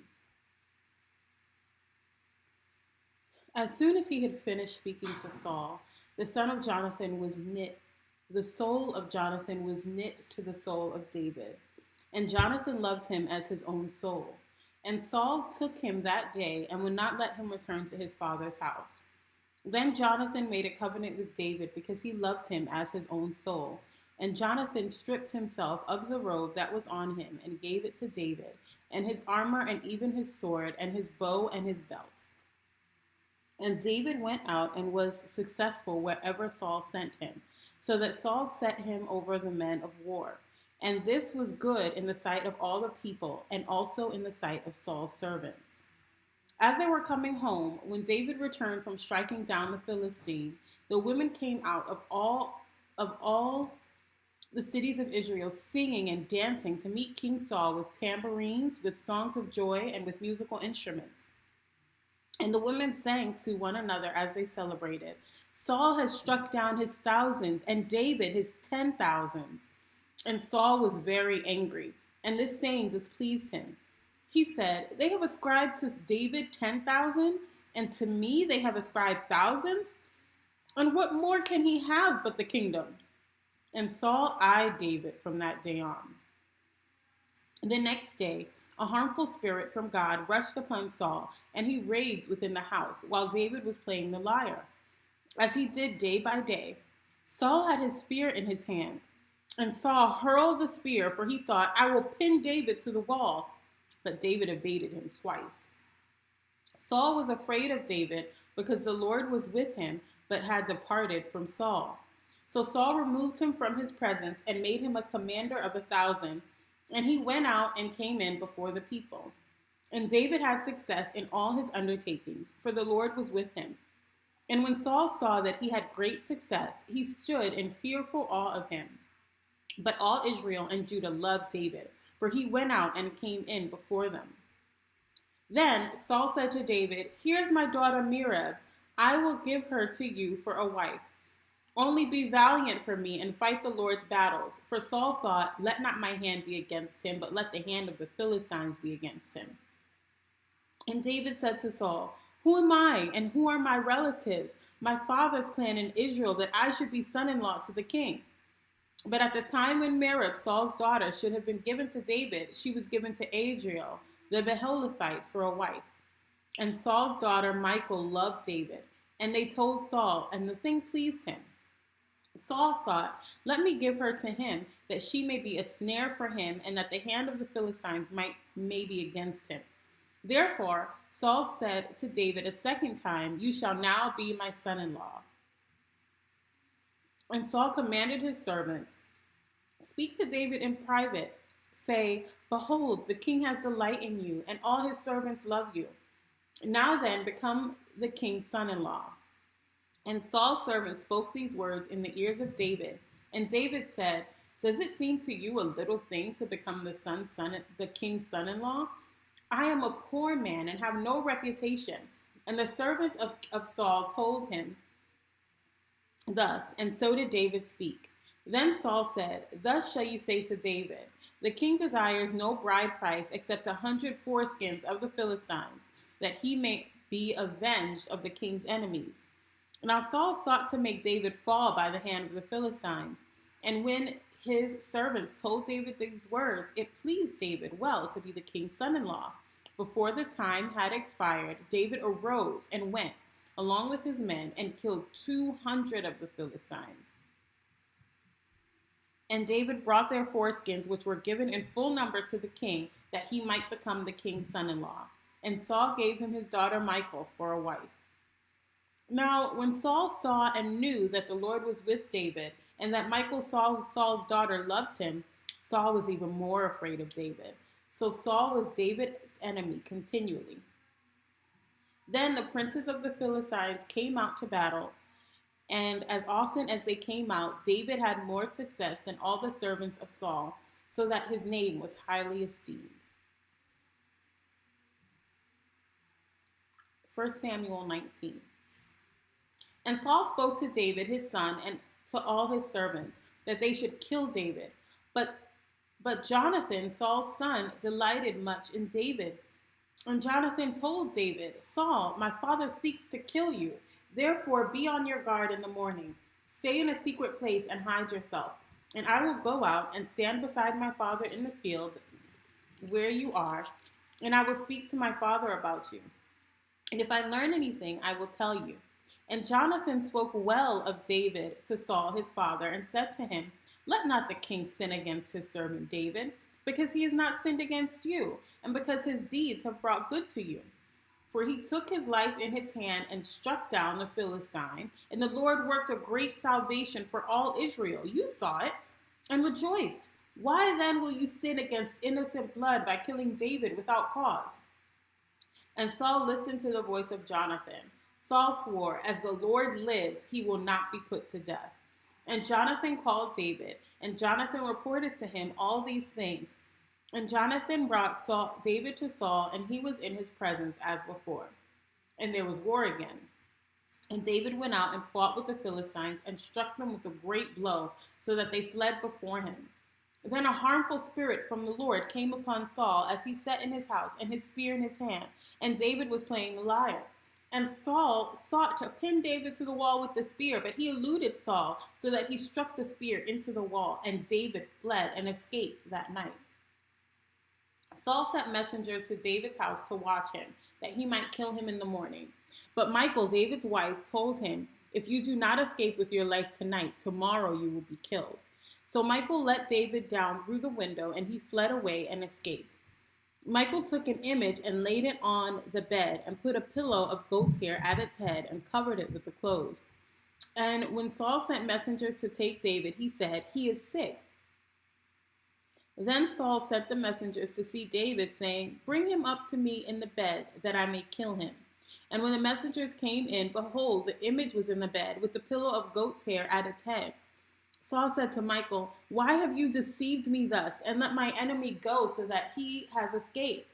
And Michal answered Saul, "He said to me, 'Let me go. Why should I kill you?'" Now David fled and escaped, and he came to Samuel at Ramah and told him all that Saul had done to him. And he and Samuel went and lived in Naioth. And it was told Saul, "Behold, David is at Naioth in Ramah." Then Saul sent messengers to take David, and when they saw the company of the prophets prophesying, and Samuel standing as head over them, the Spirit of God came upon the messengers of Saul, and they also prophesied. When it was told Saul, he sent other messengers, and they also prophesied. And Saul sent messengers again the third time, and they also prophesied.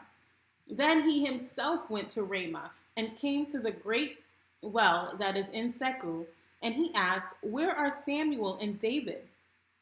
And one said, "Behold, they are at Naioth at Ramah." And he went there to Naioth at Ramah, and the Spirit of God came upon him also. And as he went, he prophesied until he came to Naioth in Ramah. And he too stripped off his clothes, and he too prophesied before Samuel, and lay naked all the day and all that night. Thus it is said, "Is Saul also among the prophets?" 1 Samuel 20. Then David fled from Naioth at Ramah, and came and said before Jonathan, "What have I done? What is my guilt, and what is my sin before your father, that he seeks my life?" And he said to him, "Far from it. You shall not die. Behold, my father does nothing neither great or small without disclosing it to me. And why should my father hide this from me? It is not so." But David vowed again, "Your father knows well that I have found favor in your eyes." And he thinks, "Do not let Jonathan know this, lest he be grieved. But truly, as the Lord lives and as your soul lives, there is but a step between me and death." Then Jonathan said to David, "Whatever you say, I will do for you." David said to Jonathan, "Behold, tomorrow is a new moon, and I should not fail to sit at table with the king. But let me go, that I may hide myself in the field till the third day at evening. If your father misses me at all, then say, David earnestly asked leave of me to run to Bethlehem, his city, for there is a yearly sacrifice for all the clan. If he says, 'Good, it will be well with your servant,' but if he is angry, then know that harm is determined by him. Therefore, deal kindly with your servant, for you have brought your servant into a covenant of the Lord with you. But if there is guilt in me, kill me yourself, for why should you bring me to your father?" And Jonathan said, "Far be it from you. If I knew that it was determined by my father that harm should come to you, would I not tell you?" Then David said to Jonathan, "Who will tell me if your father answers you roughly?" And Jonathan said to David, "Come, let us go out into the field." So they both went out into the field.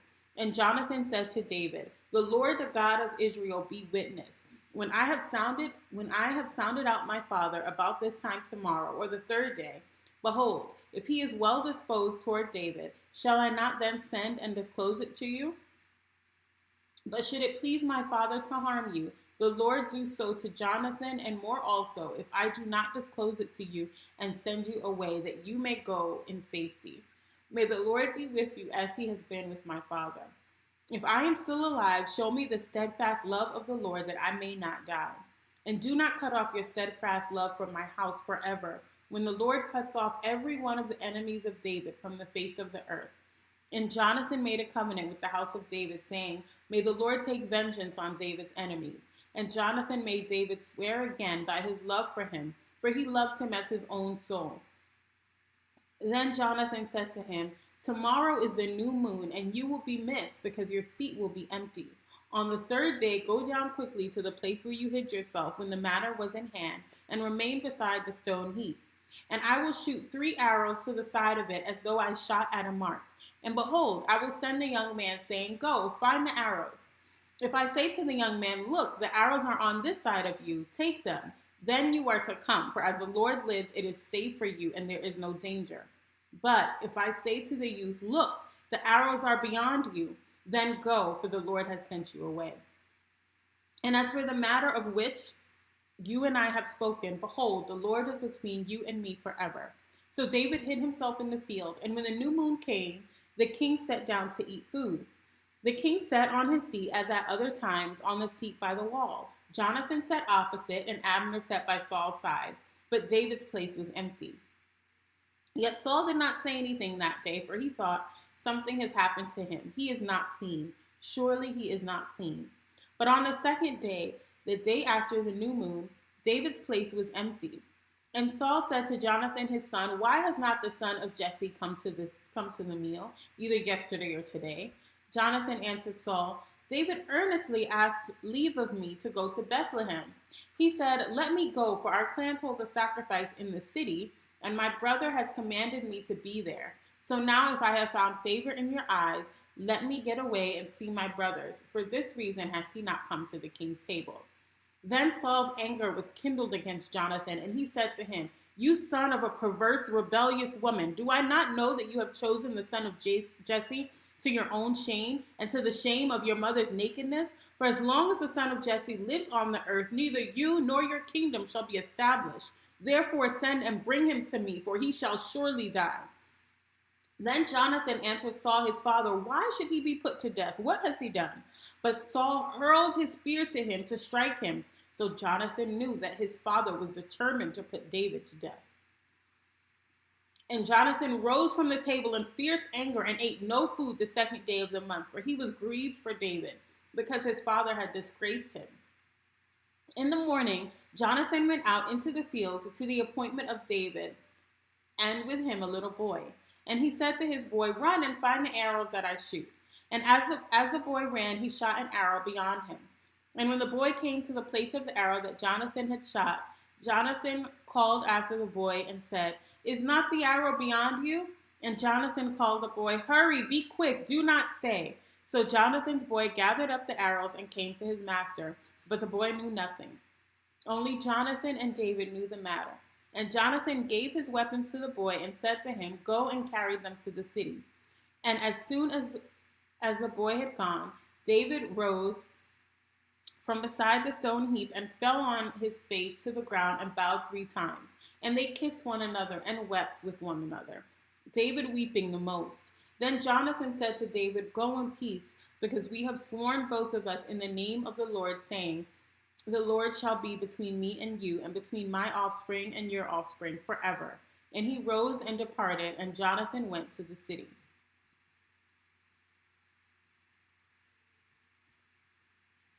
1 Samuel 21. Then David came to Nob, to Ahimelech the priest, and Ahimelech came to meet David trembling, and said to him, "Why are you alone and no one with you?" And David said to Ahimelech the priest, "The king has charged me with the matter and said to me, 'Let no one know anything of the matter about which I send you, and with which I have charged you. I have made an appointment with the young men for such and such a place. Now then, what do you have on hand? Give me 5 loaves of bread or whatever is here." And the priest answered David, "I have no common bread on hand, but there is holy bread, if the young men have kept themselves from women." And David answered the priest, "Truly women have kept from us, as always, when I go on an expedition. The vessels of the young men are holy, even when it is an ordinary journey. How much more today will their vessels be holy?" So the priest gave him the holy bread, for there was no bread there but the bread of the presence, which is removed from before the Lord, to be replaced by hot bread on the day it is taken away. Now a certain man of the servants of Saul was there that day, detained before the Lord. His name was Doeg the Edomite, the chief of Saul's herdsmen. Then David said to Ahimelech, Then have you not a spear or a sword on hand? For I have brought neither my sword nor my weapons with me, because the king's business required haste. And the priest said, The sword of Goliath the Philistine, whom you struck down in the valley of Elah, behold, it is here, wrapped in a cloth behind the ephod. If you will take that, take it, for there is none but that here. And David said, There is none like that. Give it to me. And David rose and fled that day from Saul and went to Achish, the king of Gath. And the servants of Achish said to him, Is not this David, the king of the land? Did they not sing to one another of him in dances? Saul has struck down his thousands, and David his tens of thousands. And David took these words to heart and was much afraid of Achish, the king of Gath.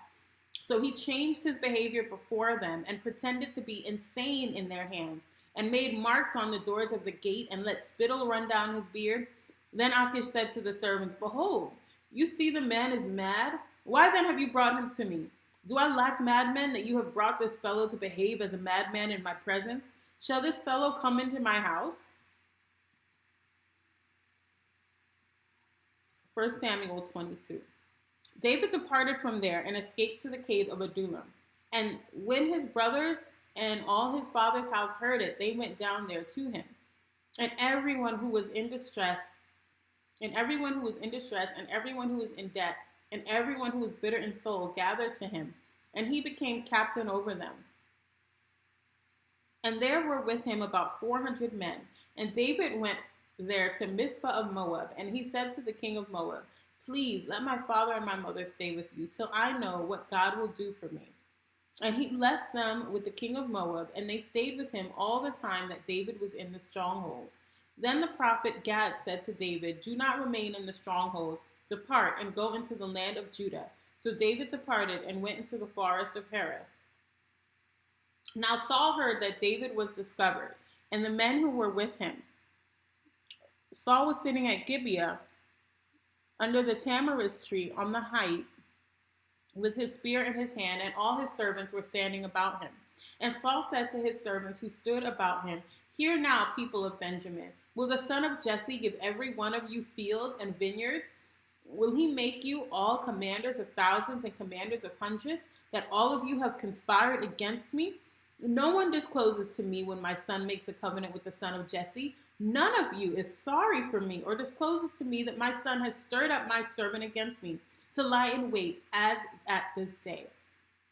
Then answered Doeg the Edomite, who stood by the servants of Saul, I saw the son of Jesse coming to Nob, to Ahimelech the son of Ahitub.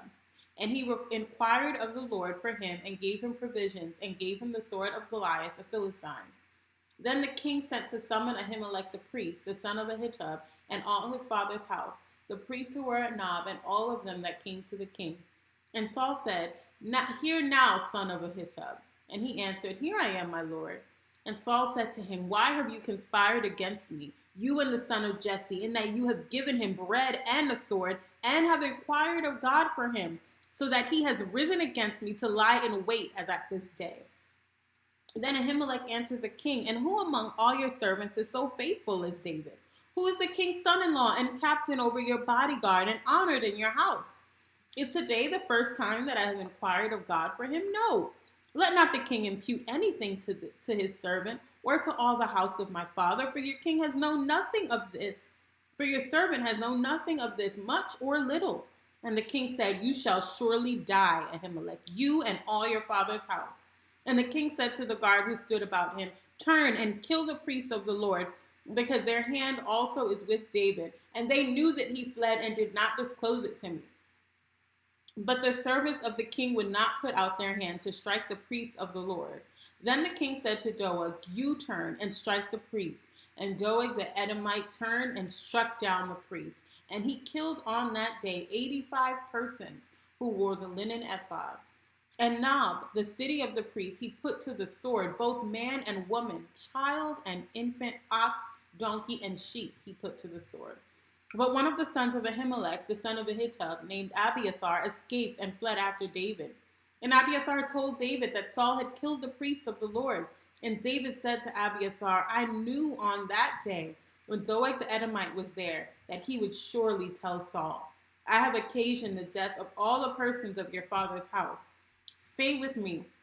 Do not be afraid, for he who seeks my life seeks your life. With me you shall be in safekeeping.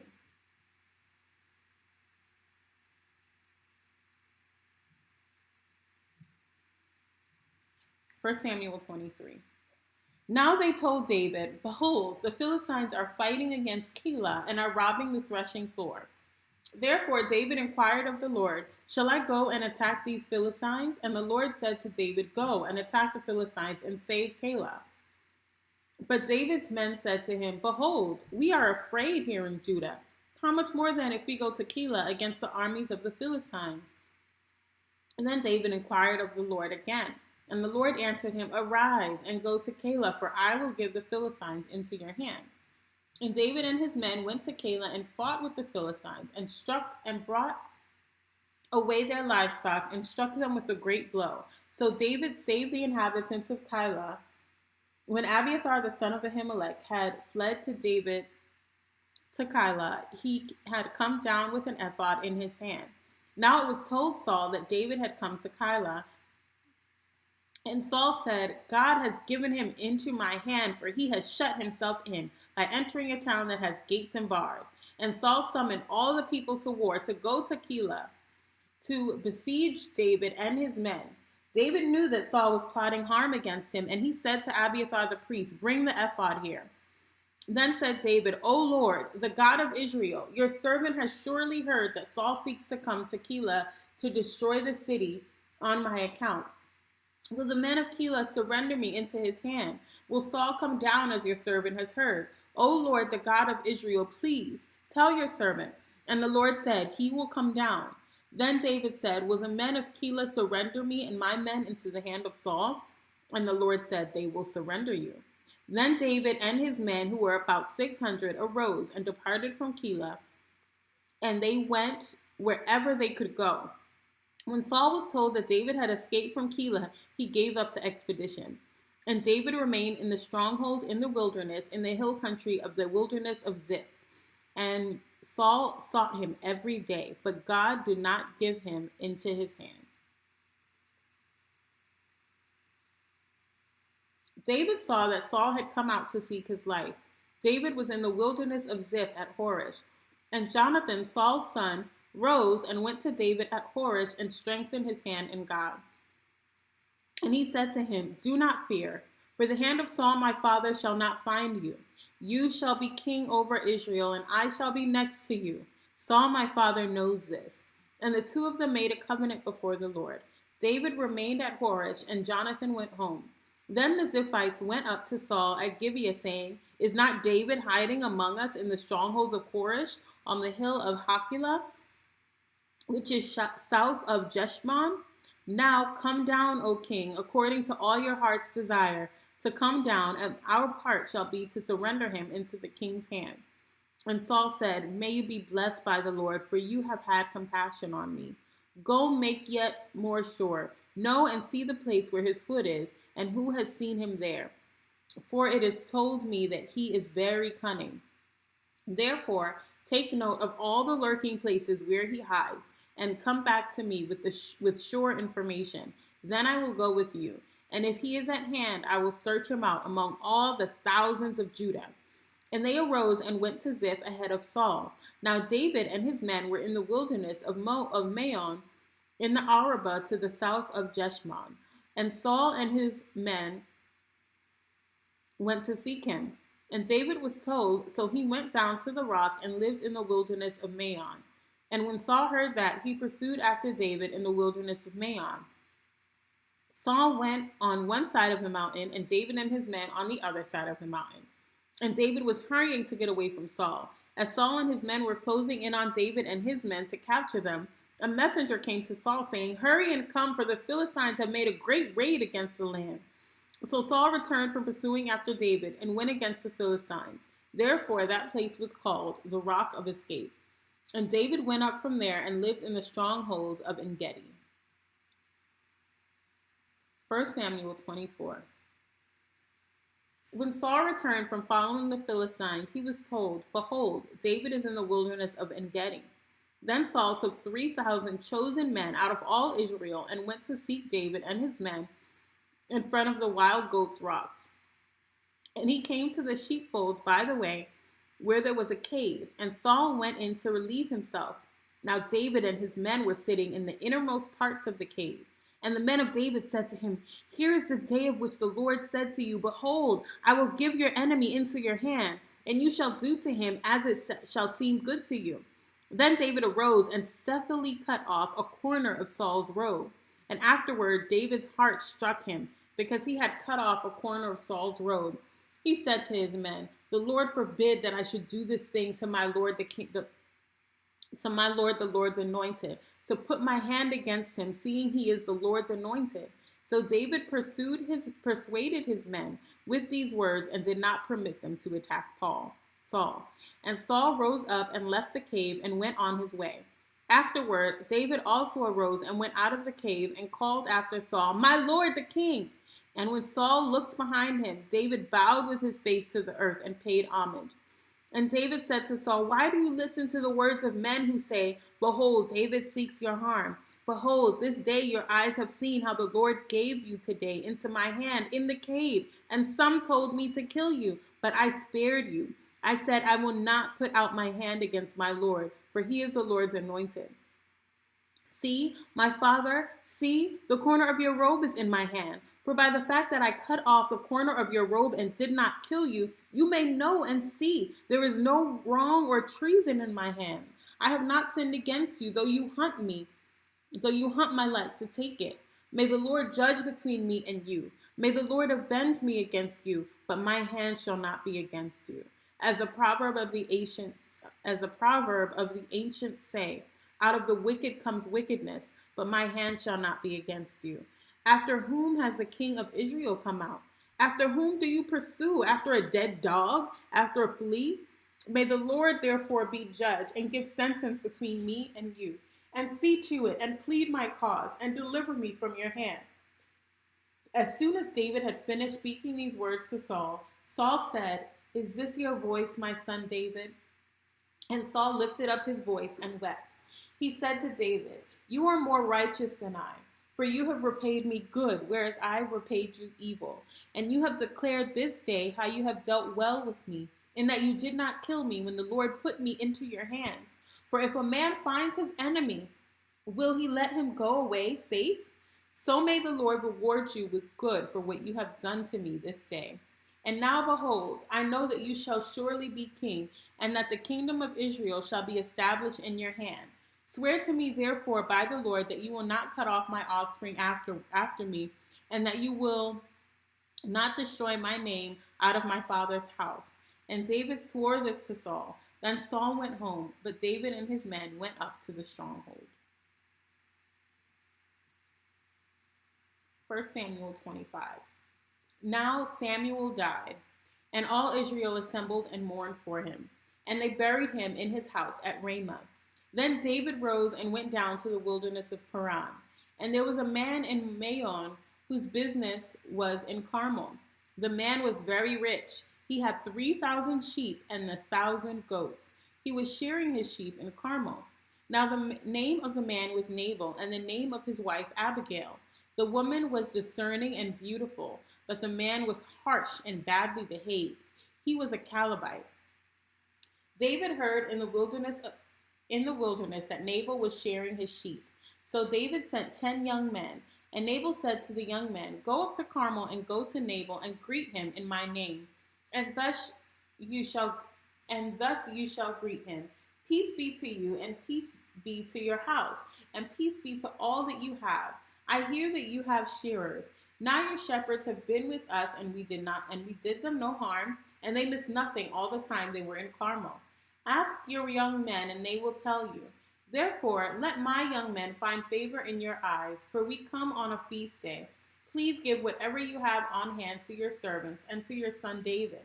When David's young men came, they said all this to Nabal in the name of David, and then they waited.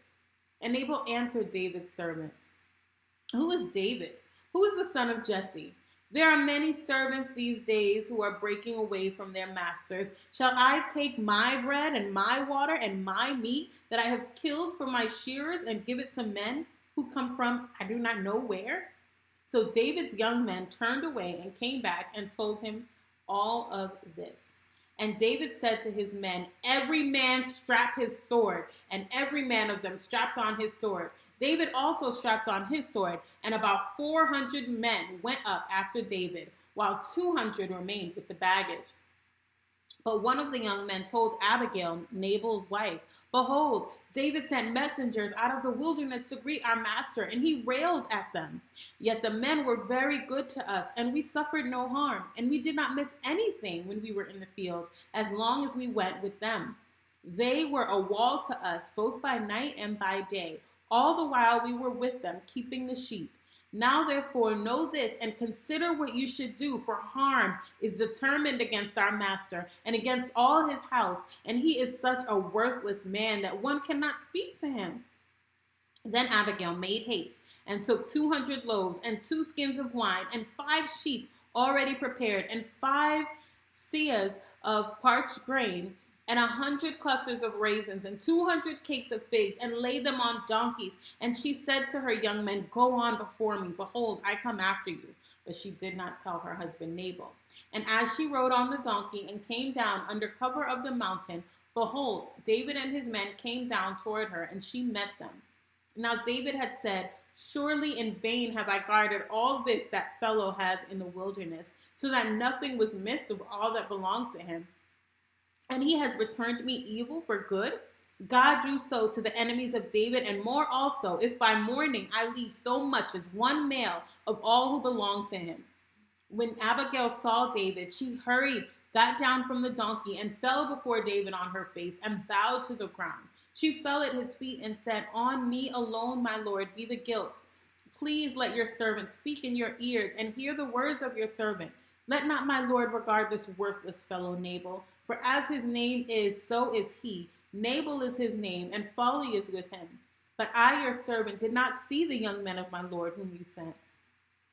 Now then, my lord, as the Lord lives and as your soul lives, because the Lord has restrained you from blood guilt and from saving with your own hand, now then, let your enemies and those who seek to do evil to my lord be as Nabal. And now let this present that your servant has brought to my lord be given to the young men who follow my lord. Please forgive the trespass of your servant, for the Lord will certainly make my lord a sure house, because my lord is fighting the battles of the Lord, and evil shall not be found in you so long as you live. If men rise up to pursue you and seek your life, the life of my lord shall be bound in the bundle of the living in the care of the Lord your God. And the lives of your enemies he shall sling out as from the hollow of a sling. And when the Lord has done to my lord according to all the good he has spoken concerning you, and has appointed you prince over Israel, my lord shall have no cause of griefs or pangs of conscience for having shed blood without cause, or for my lord taking vengeance himself. And when the Lord has dealt well with my lord, then remember your servant. And David said to Abigail, blessed be the Lord, the God of Israel, who sent you this day to meet me. Blessed be your discretion, and blessed be you, who have kept me this day from blood guilt, and from avenging myself with my own hand. For as surely as the Lord, the God of Israel, lives, who has restrained me from hurting you, unless you had hurried and come to meet me, truly by morning there had not been left to Nabal so much as one male. Then David received from her hand what she had brought him, and he said to her, go up in peace to your house. See, I have obeyed your voice, and I have granted your petition. And Abigail came to Nabal, and behold, he was holding a feast in his house, like the feast of a king. And Nabal's heart was merry with him, for he was very drunk.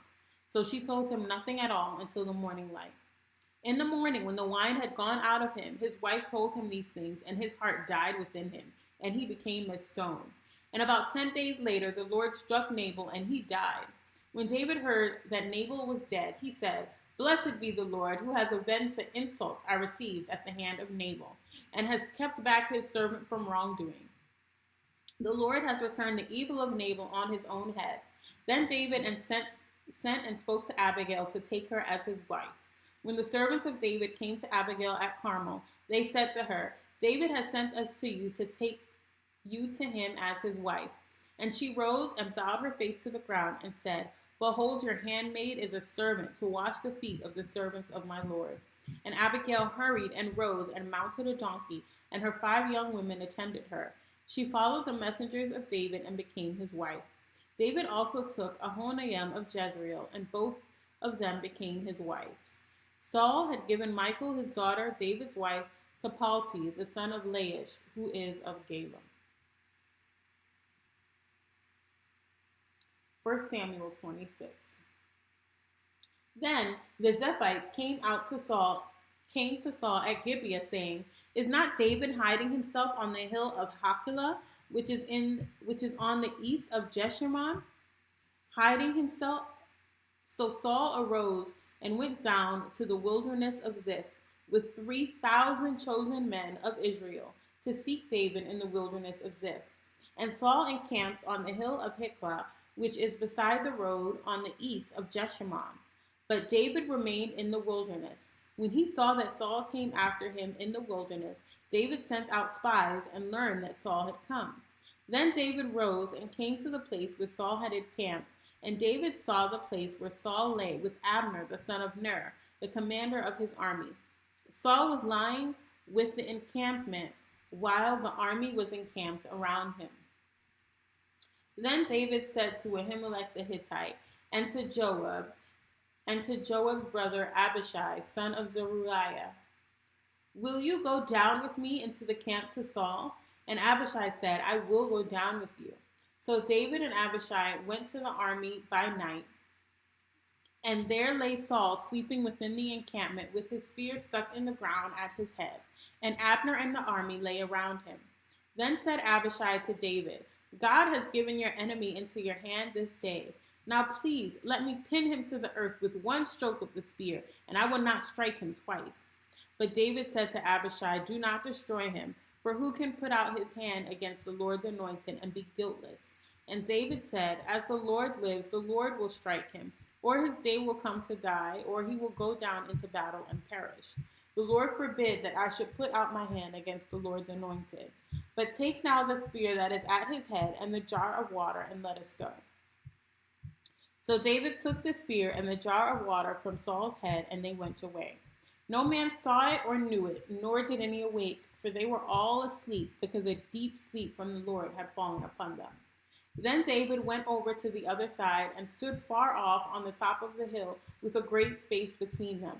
And David called to the army and to Abner the son of Ner, saying, Will you not answer, Abner? Then Abner answered, Who are you? Who calls to the king? And David said to Abner, Are you not a man? Who is like you in Israel? Why then have you not kept watch over your lord the king? For one of the people came in to destroy the king your lord. This thing that you have done is not good. As the Lord lives, you deserve to die, because you have not kept watch over your lord, the Lord's anointed. And now see where the king's spear is, and the jar of water that was at his head. Saul recognized David's voice and said, Is this your voice, my son David? And David said, It is my voice, my lord, O king. And he said, Why does my lord pursue after his servant? For what have I done? What evil is on my hands? Now therefore let my lord the king hear the words of his servant. If it is the Lord who has stirred you up against me, may he accept an offering. But if it is men, may they be cursed before the Lord. For they have driven me out this day that I should have no share in the heritage of the Lord, saying, Go serve other gods. Now therefore let not my blood fall to the earth away from the presence of the Lord. For the king of Israel has come out to seek a single flea, like one who hunts a partridge in the mountains. Then Saul said, I have sinned. Return, my son David, for I will no more do you harm, because my life was precious in your eyes this day. Behold, I have acted foolishly and have made a great mistake. And David answered and said, Here is the spear, O king. Let one of the young men come over and take it. The Lord rewards every man for his righteousness and his faithfulness. For the Lord gave you into my hand today, and I would not put out my hand against you, the Lord's anointed. Behold, as your life was precious this day in my sight, So may my life be precious in the sight of the Lord, and may he deliver me out of all tribulation. Then Saul said to David, Blessed be you, my son David. You will do many things and will succeed in them. So David went his way, and Saul returned to his place.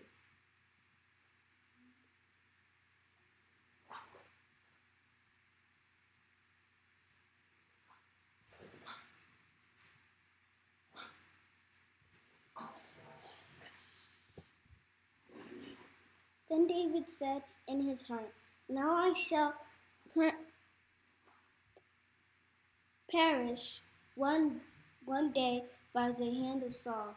There is nothing better for me than that I should escape to the land of the Philistines. Then Saul will despair of seeking me any longer within the borders of Israel, and I shall escape out of his hand. So David arose and went over, he and the 600 men who were with him, to Achish, the son of Maoch,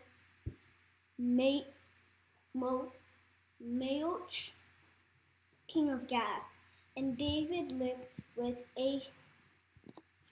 Achish at Gath, he and his men, every man with his household, and David with his 2 wives, Ahinoam and Ahinoam of Jezreel, and Abigail of Carmel, Nabal's widow. And when it was told Saul that David had fled to Gath, he no longer sought him.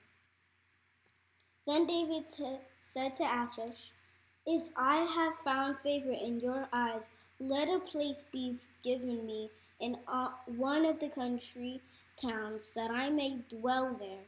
For why should your servant dwell in the royal city with you? So that day Achish gave him Ziklag. Therefore Ziklag has belonged to the kings of Judah to this day. And the number of the days that David lived in the country of the Philistines was 1 year and 4 months.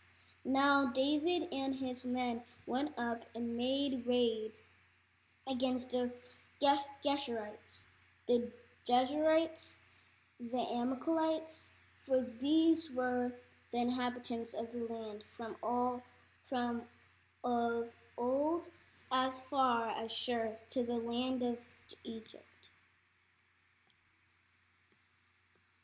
And David would strike the land and would leave neither man nor woman alive, but would take away the sheep, the oxen, the donkeys, the camels, and the garments, and come back to Achish.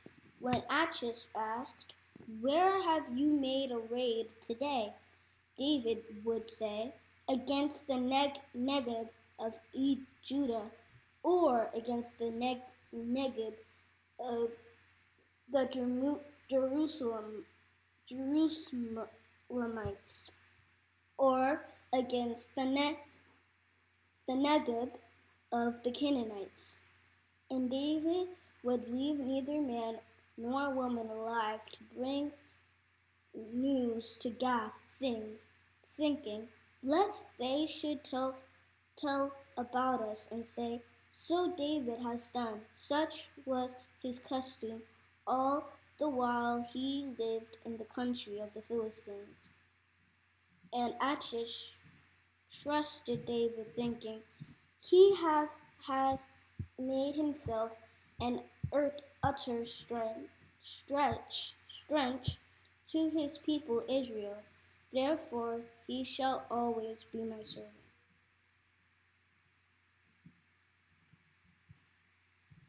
In those days the Philistines gathered their forces for war to fight against Israel. And Achish said to David, Understand that you and your men are to go out with me in the army.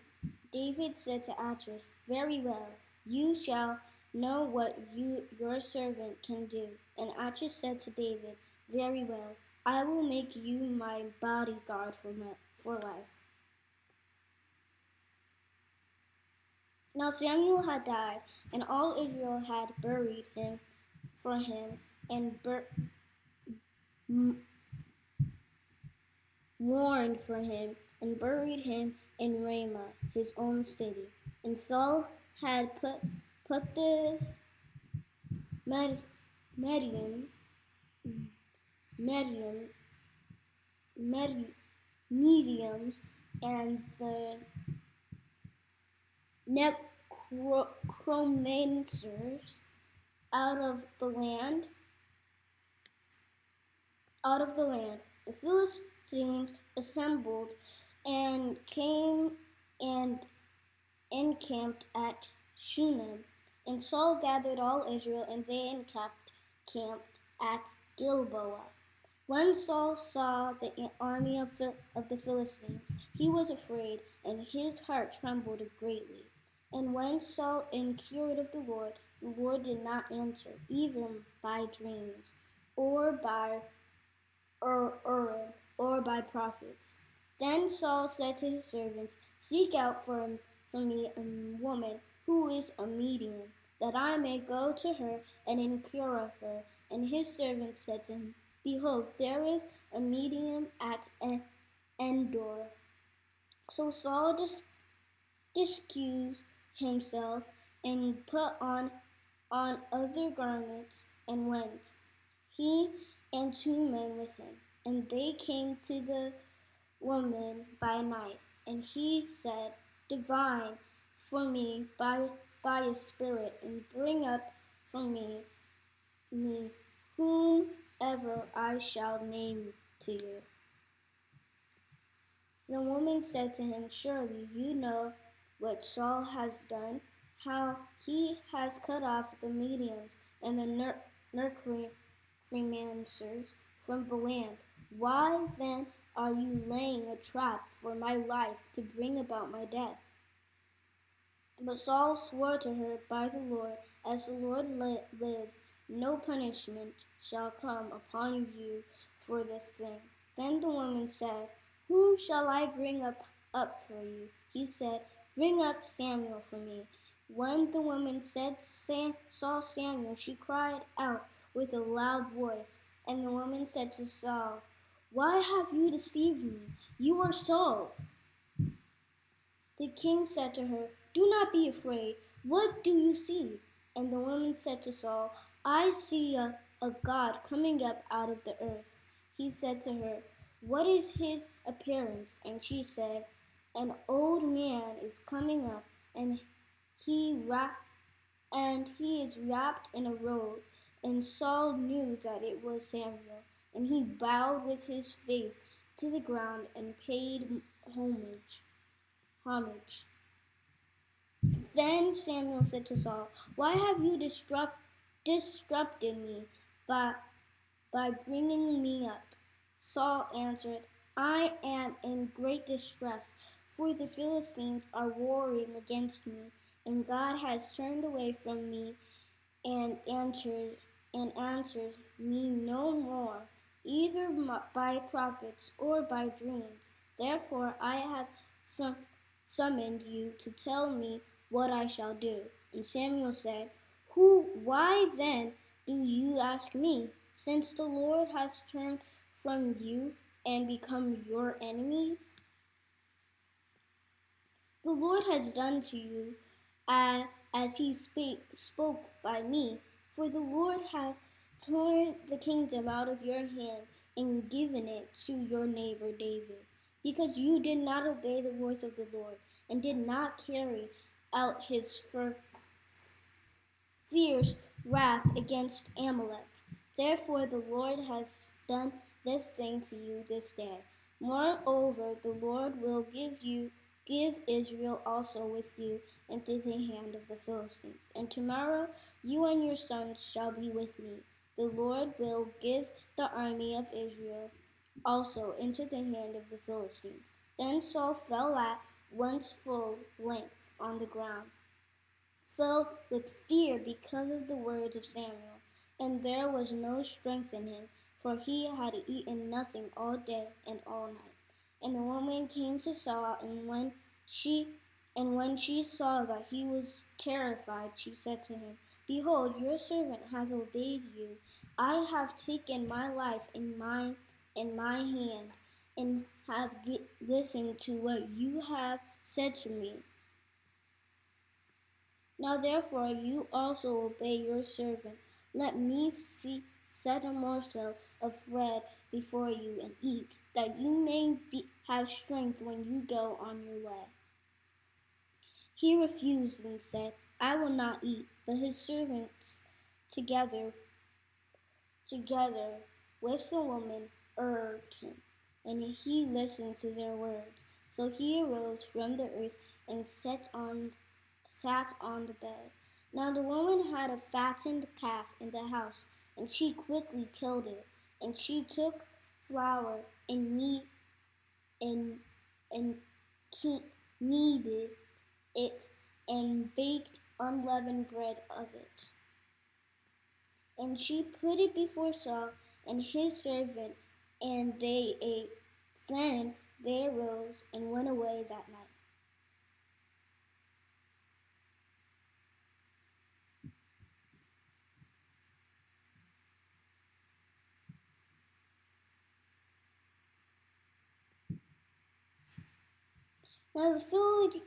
Now the Philistines had gathered all their forces at Aphek, and the Israelites were encamped by the spring that is in Jezreel, as the lords of the Philistines were passing on by hundreds and by thousands, and David and his men were passing on in the rear with Achish.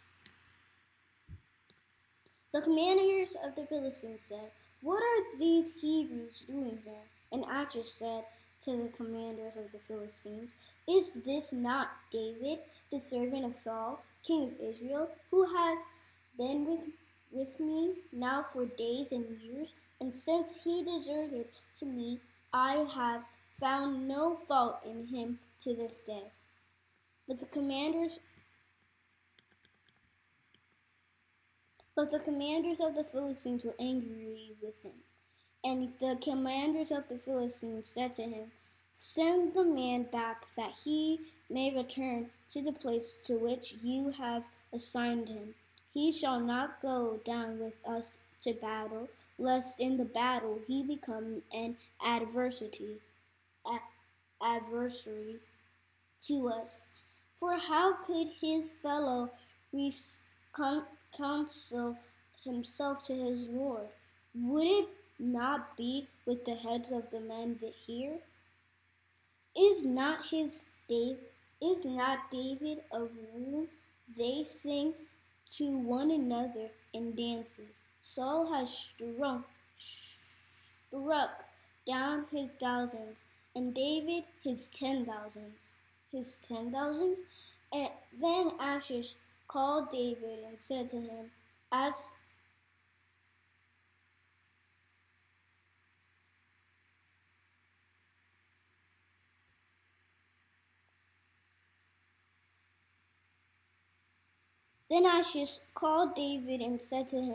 As the Lord lives, you have been honest, and to me, it seems right that you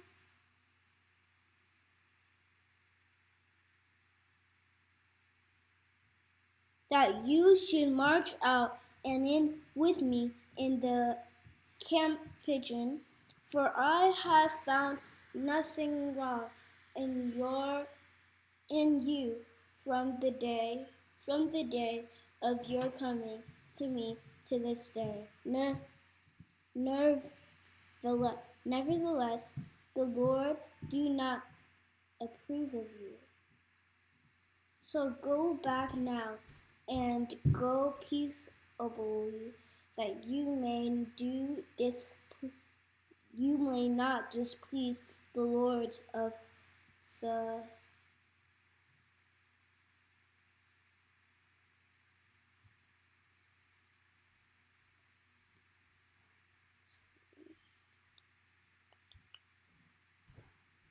wars of the Philistines. And David said to Achish, "But what have I done? What have you found in your servant from the day I entered your service until now, that I may not go and fight against the enemies of my lord the king?"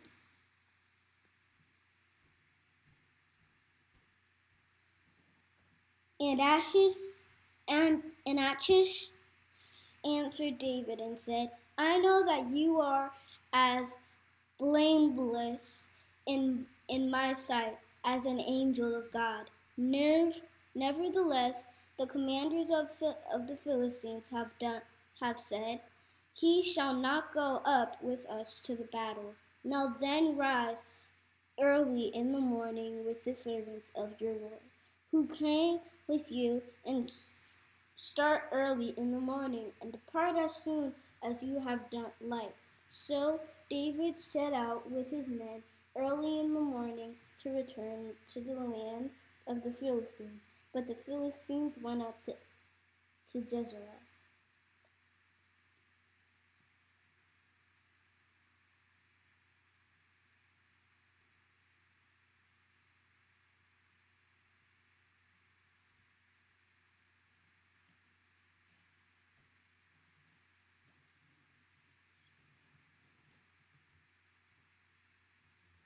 Now when David and his men came to Ziklag on the third day, the Amalekites had made a raid against the Negev and against Ziklag. They had overcome Ziklag and burned it with fire.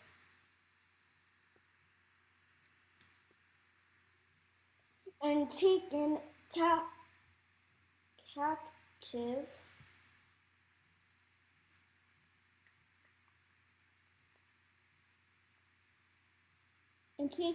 captive the woman and all who were in it, both small and great. They killed no one, but carried them off and went their way. And once David and his men came to the city, they found it burned with fire, and their wives and sons and daughters taken captive. Then David and the people were with him raised their voice and wept until they had no more strength to weep. David's two wives also had been captive, Ahinoam of Jezreel and Abigail, the widow of Nabal, the of Carmel. And David was greatly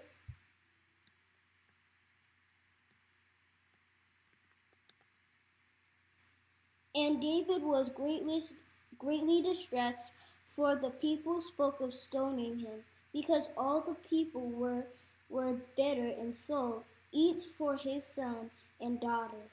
But David strengthened himself in the Lord his God. And David said to Abiathar the priest, the son of Amalek, "Bring me the ephod." So Abiathar brought the ephod to David. And David inquired of the Lord, "Shall I pursue after this band? Shall I overtake them?" He answered him, "Pursue, for you shall surely overtake and shall surely rescue." So David set out, and the 600 men who were with him, and they came to the brook Besor, where those who were left behind stayed. But David pursued, he and 400 men. 200 stayed behind, who were too exhausted to cross the brook Besor. They found an Egyptian in the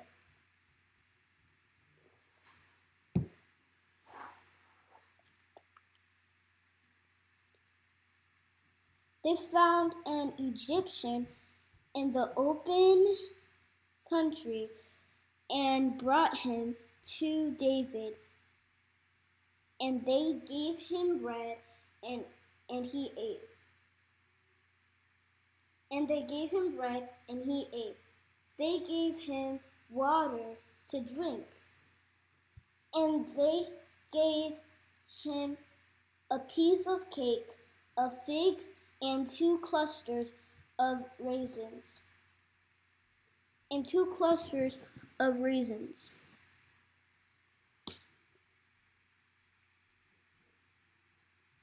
And when he had eaten, his spirit revived, for he had not eaten bread or drunk water for 3 days and 3 nights.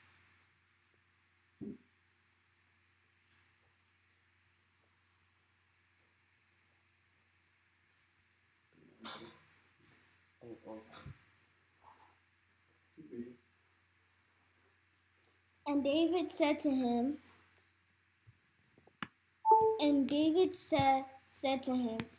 "To whom do you belong, and where are you from?" He said, "I am a young man of Egypt, servant to an Amalekite, and my master left me behind because I fell sick 3 days ago. We had made a raid against the Negeb of the Cherethites, against that which belongs to Judah, and against the Negeb of Caleb, and was burned Ziklag with fire." And David said to him, "Will you take me down to this band?" And he said, "Swear to me by God that you will not kill me or deliver me into the hands of my master, and I will take you down to this band."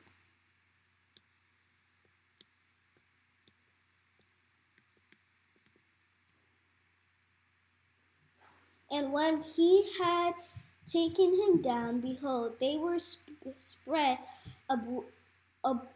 abroad over all the land, eating and drinking and dancing because of all the great spoil they had taken from the land of the Philistines and from the land of Judah. And David struck them down from twilight until the evening of the next day, and not a man of them escaped, except for 400 young men who mounted camels and fled. David recovered all the Amalekites had taken, and David rescued his 2 wives. Nothing was missing, whether small or great, sons or daughters, spoil or anything that had been taken. David brought back all.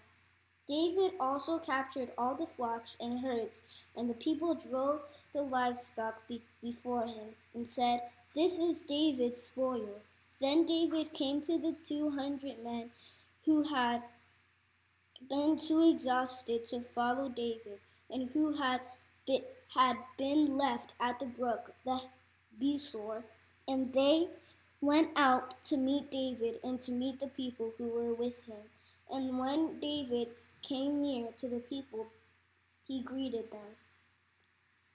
Then the wicked and worthless fellows among the men who had gone with David said, "Because they did not go with us, we will not give them any of the spoil that we have recovered, except that each man may lead away his wife and children and depart."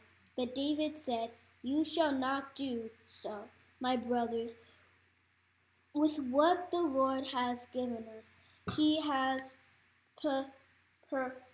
preserved us and given into our hand the band that came against us. Who would listen to you in this matter? For as he for as his share is who goes down into the battle, so shall his share be who stays by the baggage. They shall share alike. And he made it a statute and a rule for Israel from that day forward to this day. When David came to Ziklag, he sent part of the spoil to his friends, the elders of Judah, saying, "Here is a present for you from the spoil of the enemies of the Lord." It was for those in Bethel and Ramoth of the Negev, and Jatir, and Aroer, and Sifmoth, and Eshtamal, and Rako, and the cities of the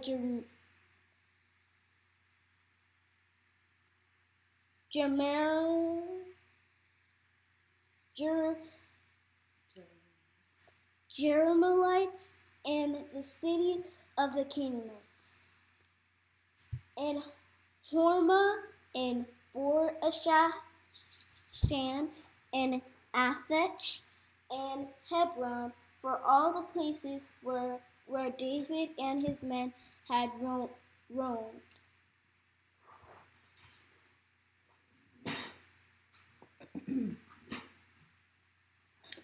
1 Samuel 31.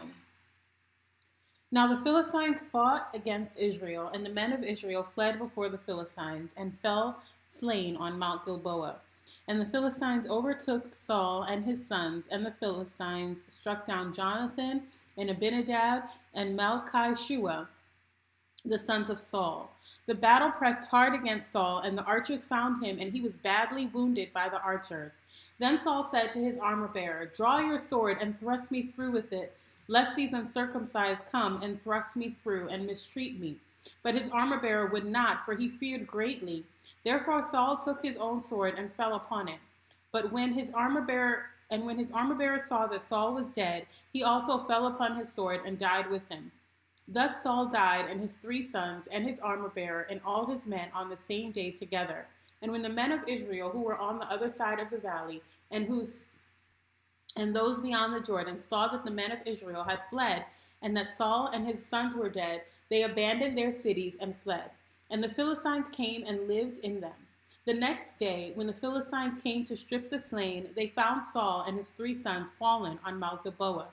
So they cut off his head and stripped off his armor, and sent messengers throughout the land of the Philistines to carry the good news to the house of their idols and to the people.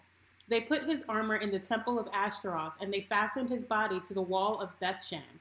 But when the inhabitants of Jabesh Gilead heard what the Philistines had done to Saul, all the valiant men arose and went all night and took the body of Saul and the bodies of his sons from the wall of Bethshan. And they came to Jabesh and burned them there. And they took their bones and buried them under the tamarisk tree in Jabesh and fasted 7 days. 2 Samuel 1.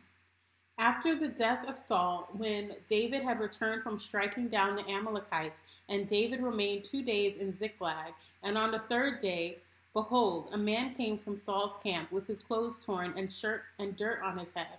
And when he came to David, he fell to the ground and paid homage. David said to him, "Where do you come from?" And he said to him, "I have escaped from the camp of Israel." And David said to him, "How did it go? Tell me." And he answered, "The people fled from the battle, and also many of the people have fallen and are dead. And Saul and his son Jonathan are also dead." Then David said to the young man who told him, "How did you know that Saul and his son Jonathan are dead?" And the young man who told him said, "By chance I happened to be on Mount Gilboa, and there was Saul leaning on his spear, and behold, the chariots and the horsemen were close upon him.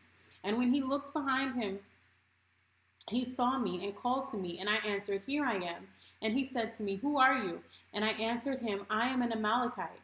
And he said to me, 'Stand beside me and kill me, for anguish has seized me, and yet my life still lingers.' So I stood beside him and killed him, because I was sure that he would not live after he had fallen. And I took the crown that was on his head and the armlet that was on his arm, and I have brought him here to my Lord. Then David took hold of his clothes and tore them, and so did all the men who were with him. And they mourned and wept and fasted until evening for Saul and for Jonathan his son, and for the people of the Lord, and for the house of Israel, because they had fallen by the sword. And David said to the young man who told him, "Where do you come from?" And he answered, "I am the son of a sojourner, an Amalekite." And David said to him, "How is it that you were not afraid to put out your hand to destroy the Lord's anointed?" Then David called one of the young men and said, "Go, execute him." And he struck him down, so he died. And David said to him, "Your blood be on your head, for your own mouth has testified against you, saying, 'I have killed the Lord's anointed.'" And David lamented with his lamentation over Saul and Jonathan his son. And he said, "It should be taught to the people of Judah. Behold, it is written in the book of Jashar," he said, "Your glory, O Israel, is slain on your high places. How the mighty have fallen. Tell it not to Gath, publish it not in the streets of Ashkelon, lest the daughters of the Philistines rejoice, lest the daughters of the uncircumcised exult. You mountains of Gilboa, let there be no dew or rain upon you, nor fields of offerings. For there the shield of the mighty was defiled, the shield of Saul not anointed with oil.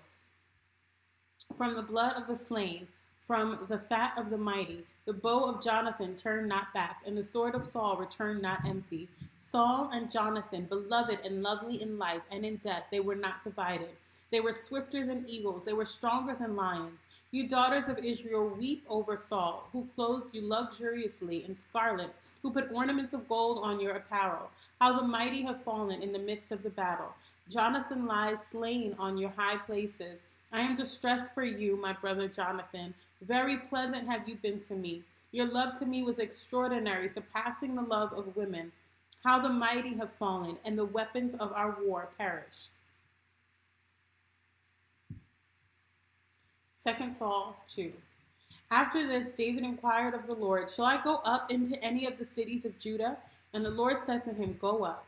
David said, "To which shall I go up?" And he said, "To Hebron." So David went up there, and his two wives also, Ahinoam and of Jezreel, and Abigail, the widow of Nabal of Carmel. And David brought up his men who were with him, everyone with his household, and they lived in the towns of Hebron. And the men of Judah came, and there they anointed David king over the house of Judah. When they told David, it was the men of Jabesh Gilead who buried Saul. David sent messengers to the men of Jabesh Gilead and said to them, "May you be blessed by the Lord, because you showed this loyalty to Saul your Lord and buried him. Now may the Lord show steadfast love and faithfulness to you, and I will do good to you, because you have done this thing. Now therefore let your hands be strong and be valiant, for Saul your Lord is dead, and the house of Judah has anointed me king over them." But Abner the son of Ner, commander of Saul's army, took Ishbosheth the son of Saul and brought him over to Mahanaim. And he made him king over Gilead, and the Asherites and Jezreel, and Ephraim and Benjamin, and all Israel. Ishbosheth, Saul's son, was 40 years old when he began to reign over Israel, and he reigned 2 years. But the house of Judah followed David. And the time that David was king in Hebron over the house of Judah was 7 years and 6 months. Abner, the son of Ner, and the servants of Ishbosheth, the son of Saul, went out from Mahanaim to Gibeon. And Saul and Joab, the son of Zeruiah, and the servants of David went out and met them at the pool of Gibeon. And they sat down, the one on the one side of the pool, and the other on the other side of the pool. And Abner said to Joab, "Let the young men arise and compete before us." And Joab said, "Let them arise." Then they arose and passed over by 12, 12 for Benjamin and Ishbosheth, the son of Saul, and 12 of the servants of David. And each caught his opponent by the head and thrust his sword in his opponent's side, and they fell down together. Therefore that place was called Helkath Hazarim, which is at Gibeon. And the battle was fierce that day, and Abner and the men of Israel were beaten before the servants of David. And the 3 sons of Zeruiah were there, Job, Abishai, and Ashael. Now Ashael was as swift of foot as a wild gazelle. And Ashael pursued Abner, And as he went, he turned neither to the right hand nor to the left from following Abner. Then Abner looked behind him and said, "Is it you, Asahel?" And he answered, "It is I." Abner said to him, "Turn aside to your right hand or to your left, and seize one of the young men and take his spoil." But Asahel would not turn from following him. And Abner said to Asahel, "Turn aside from following me. Why should I strike you to the ground? How then can I lift up my face to your brother Joab?" But he refused to turn aside. Therefore Abner struck him in the stomach with the butt of his spear, so that the spear came out at his back. And he fell there and died where he was. And all who came to the place where Asahel had fallen and died stood still.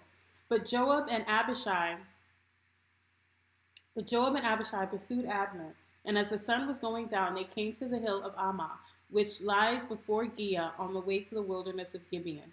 And the people of Benjamin gathered themselves together behind Abner and became one group and took their stand on top of the hill. Then Abner called to Joab, "Shall the sword devour forever? Do you not know that the end will be bitter? How long will it be before you tell your people to turn from the pursuit of their brother?" And Joab said, "As God lives, if you had not spoken, surely the men would not have given up the pursuit of their brothers until the morning." So Joab blew the trumpet, and all the men stopped and pursued Israel no more, nor did they fight any more. And Abner and his men went all that night through the Arabah. They crossed the Jordan, and marching the whole morning, they came to Mahanaim. Joab returned from the pursuit of Abner, and when he had gathered all the people together, there were missing from David's servants 19 men besides Asahel. But the servants of David had struck down of Benjamin 360 of Abner's men. And they took Asahel and buried him in the tomb of his father, which was at Bethlehem. And Joab and his men marched all night, and the day broke upon them at Hebron.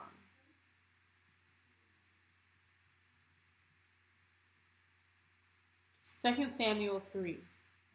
There was a long war between the house of Saul and the house of David. And David grew stronger and stronger, while the house of Saul became weaker and weaker. And sons were born to David at Hebron. His first was Amnon of Ahinoam of Jezreel, and his second Chileab of Abigail, the widow of Nabal at Carmel. And the third Absalom, the son of Micah, the daughter of Talmai, the daughter of Talmai, king of Geshur. And the fourth Adonijah, the son of Haggith. And the fifth Shephatiah, and the son of Abital. And the sixth Ethraim of Eglag, David's wife. These were born to David in Hebron. While there was war between the house of Saul and the house of David, Abner was making himself strong in the house of Saul. And Saul had a concubine whose name was Rizpah, the daughter of Ai. And Ishbosheth said to Abner, "Why have you gone into my father's concubine?" Then Abner was very angry over the words of Ishbosheth and said, "Am I a dog's head of Judah? To this day I keep showing steadfast love to the house of Saul your father, to his mothers and to his brothers and to his friends, and have not given you into the hand of David, and yet you charge me today with the fault concerning a woman?" And God do so to Abner, and more also, if I do not accomplish for David what the Lord has sworn to him, to transfer the kingdom from the house of Saul and set up the throne of David over Israel, over Judah, from Dan to Beersheba. And Ishbosheth could not answer Abner another word because he feared him. And Abner sent messengers to David on his behalf, saying, "To whom does the land belong? Make your covenant with me, and behold, my hand shall be with you to bring over all Israel to you." And he said, "Good, I will make a covenant with you. But one thing I require of you, that is, you shall not see my face unless you first bring Michal, Saul's daughter, when you come to see me." Then David sent messengers to Ishbosheth, Saul's son, saying, Give me my wife Michal, for I have paid the bridal price of 100 foreskins of the Philistines. And Ishbosheth sent and took her from her husband Paltiel, the son of Laish. And her husband went with her, weeping after her, all the way to Barum. Then Abner said to him, "Go, return." And he returned. And Abner conferred with the elders of Israel, saying, "For some time past you have been seeking David as king over you. Now then bring it about, for the Lord has promised David, saying, By the hand of my servant David I will save my people Israel from the hand of the Philistines and from the hand of all their enemies." Abner also spoke to Benjamin. And then Abner went to David at Hebron, and all that Israel and the house of Benjamin thought good to do. When Abner came with 20 men to David at Hebron, David made a feast for Abner and the men who were with him. And Abner said to David, I will arise and go and will gather all Israel to my lord the king, that they may make a covenant with you, and that you may reign over all that your heart desires. So David sent Abner away, and he went in peace. Just then the servants of David arrived with Joab from a raid, bringing much spoil with them. But Abner was not with David at Hebron, for he had sent him away, and he had gone in peace. When Joab and all the army that was with him came, it was told Joab, Abner the son of Ner came to the king, and he was let go, and he has gone in peace. Then Joab went to the king and said, What have you done? Behold, Abner came to you. Why is it that you have sent him away so that he is gone? You know that Abner the son of Nun came to deceive you, and to know your going out and your coming in, and to know all that you are doing. When Joab came out from David's presence, he sent messengers after Abner, and they brought him back from the cistern of Sirah. But David did not know about it. And when Abner returned to Hebron, Joab took him aside into the midst of the gate to speak with him privately. And there he struck him in the stomach so that he died, for the blood of Asahel, his brother.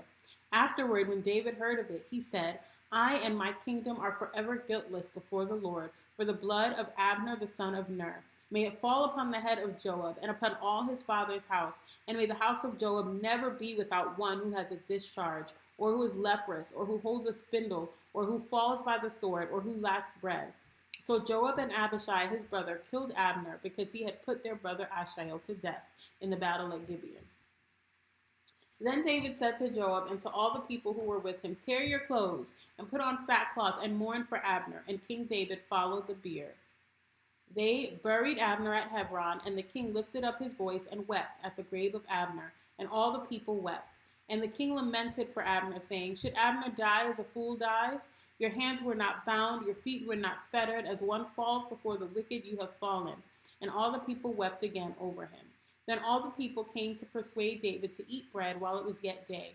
But David swore, saying, God do so to me, and more also, if I taste bread or anything else till the sun goes down. And all the people took notice of it, and it pleased them, as everything that the king did pleased all the people. So all the people and all Israel understood that day that it had not been the king's will to put to death Abner the son of Ner. And the king said to his servants, Do you not know that a prince and a great man have fallen this day in Israel? And I was gentle today, though anointed king. These men, the sons of Zeruiah, are more severe than I. The Lord repay the evildoer according to his wickedness. Amen. Amen. So we are done with our reading for today, 30 chapters. Today on our way to 40 days of reading to the end of the Bible. Guys, have a great Sunday. God bless you. God bless Until you. tomorrow, God willing. Bye-bye.